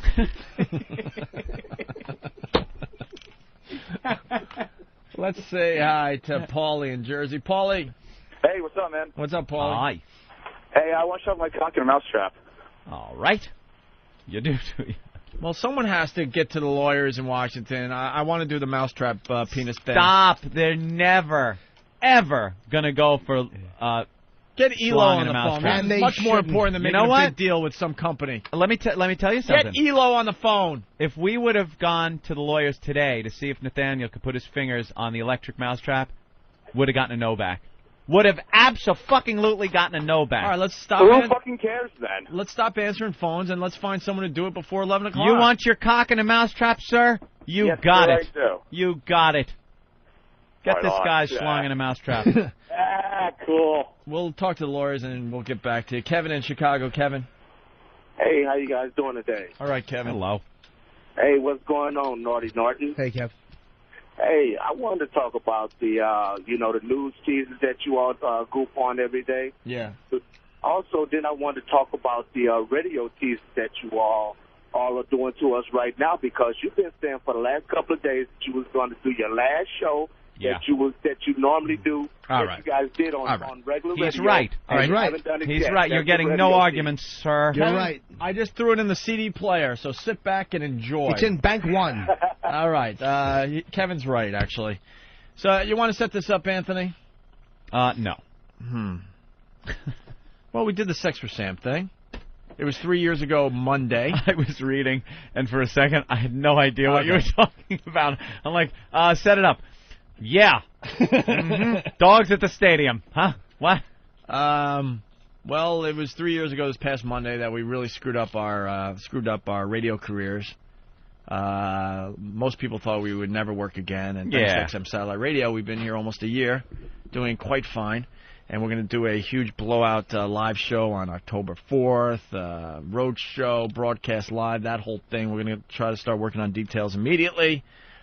But so we played some of the clips from our last show on Monday, and it was very interesting to take a look back. And then a lot of people don't realize we were able to go on the air the next day, even though all hell was breaking loose around us. Yeah, we didn't get fired that day we did Sex for Sam. It was after the next day's show, so we got to do a whole show after that. But it was very awkward. We weren't allowed to talk about it. We were all nervous because everyone was in meetings about this thing, and we'd been through it before, so we kind of knew there was a strong possibility of us getting fired, and it was kind of hard to do a show. So it was a little odd. Right. So here's audio of the last show we did on commercial radio. I haven't heard this A since part of the first break we did, and then the last segment where we pretty much signed off for the last time. Yes. It's very hard to listen to. 2 years. I've never heard it. But you got to understand, after the Sex for Sam thing the day before, going back, I mean, every single news organization was talking about it. Everybody from Peter Jennings to CNN to Fox News. It was everywhere. Front pages of all the newspapers in New York. It was, I got to stress, it was completely out of control. Everybody had their own spin on it, and we're doing just massive stories on it. It wasn't just a little mention. They had, debates and, experts. It was just crazy. We show up to work with camera crews all over the place. They all want our comment. We go upstairs, and we had to do a show that day. And our bosses pretty much told us, because at this point we believed that maybe we would be spared and we would survive this mess. We didn't believe. It was just it was that hope that it was a hope. We believed we would be fired. They sat us down and said, don't say a word about Sex for Sam. And to this day, I regret that I listened to them. I got to be honest with you. I wish I went on the air and just went with it. But you know what? What can I tell you? We didn't. All worked out. We didn't. So what you're about to hear is a part of the first segment that day, the day after Sex for Sam.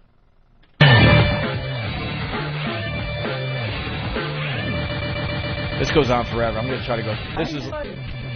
Oh, we played a bunch of clips. Yeah, but over and over again. That's something to do with the. I'm somebody sick. Time to be bad. What the hell were you thinking?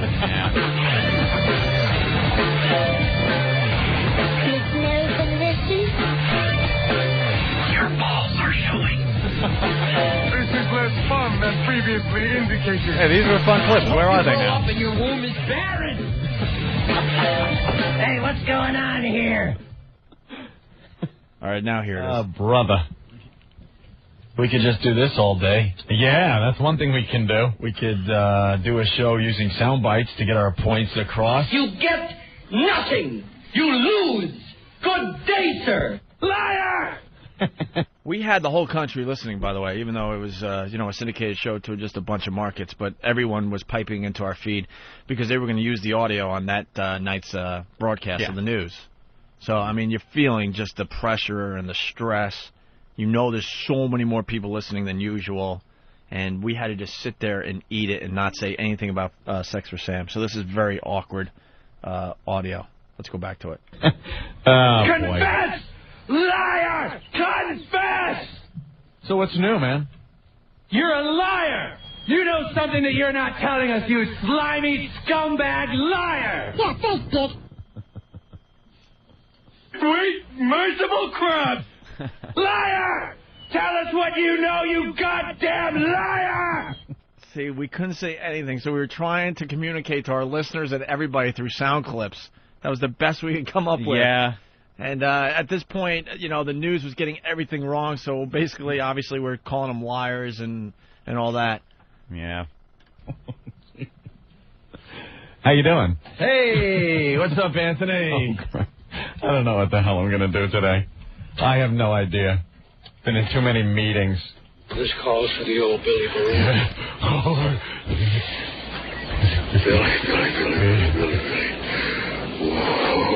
Billy. This is a biggie. $20,000, Billy. Whoa, calm down, Ho. Hey, yes. Yeah, well, we I swear to God, I'll pistol whip the next guy that says shenanigans. What's new, Ant? Well, there's a couple of things in the news. I guess we could talk about the baseball strike. She was a hooah. They've said it. Just random clips. They don't mean anything. Seems like a lot of people are looking into things today. We're just playing random clips, Anthony. See, we were just dying to communicate to everybody. We wanted to dying. say something. And I'm so pissed that we didn't say anything that day. They would have dumped out of it. Yeah. Yeah, we were in just a no-win situation. That was obvious. Dirty girl. Stupid! You're so stupid! Just random clips. They don't mean anything at all today. Don't pay attention to your radio. What about shoving the hell up? Yeah. Well, we've been told that, yes. Yeah. Yeah. Let's see. Baseball strike. What else? Elvis died. Elvis. He did? Is that supposed to be sexy? That happened. We can't talk about, let's see. We like starting the show with the top story of the day. Yeah. Oh, Harlem Little Leaguers cleared to play. Yeah. Good. They're in, and they're going to be able to play in the Little League World Series. I can tell you this much. I slept like a baby last night. Did you? Yeah, I had a good night's sleep for the first time in 3 days. A little tired. The world is a jungle. And if you want my advice, Anthony, don't expect happiness. You won't get it. People let you down. And I'm not naming any names. But in the end, you die in your own arms. Okay, terrific. Be quiet, sir. That's what we're doing. We're being quiet. Yeah, we were instructed by lawyers. Lawyers again! Well, wait, so talk for a second. What? What's the matter? Okay, write it down. What's the problem? Things change minute by minute. Mm-hmm. You guys are playing with fire. We are? Oh, no, that's not what it says. I'm sorry. Oh. You dick. What? Ken would like us to move on. We haven't touched touched on anything. I was just talking about the baseball strike coming up August 30th. What a shame. The Yankees are doing so well. Move on to what? Well, maybe we could take suggestions from the audience. Oh, that'll work. Oh, yeah, look at that. Look at this call. I don't even see one call we could really put on the air. No, we can't go to anything. I know what I can say. We had our event yesterday. We had our little event, our contest. And during the course of that contest, some of the contestants were arrested. That's just a fact. And we can't talk about it because things are still up in the air. So the lawyers have instructed us. Let's put it this way, the couple's still arrested. Yeah, and the couple is still in jail, and since there's still legalities going on, we can't talk about anything. What was I, drunk? We're being gagged by the lawyers with their legal mumbo-jumbo. Hey, we just made CNN. Wow, this is so weird to hear. Well,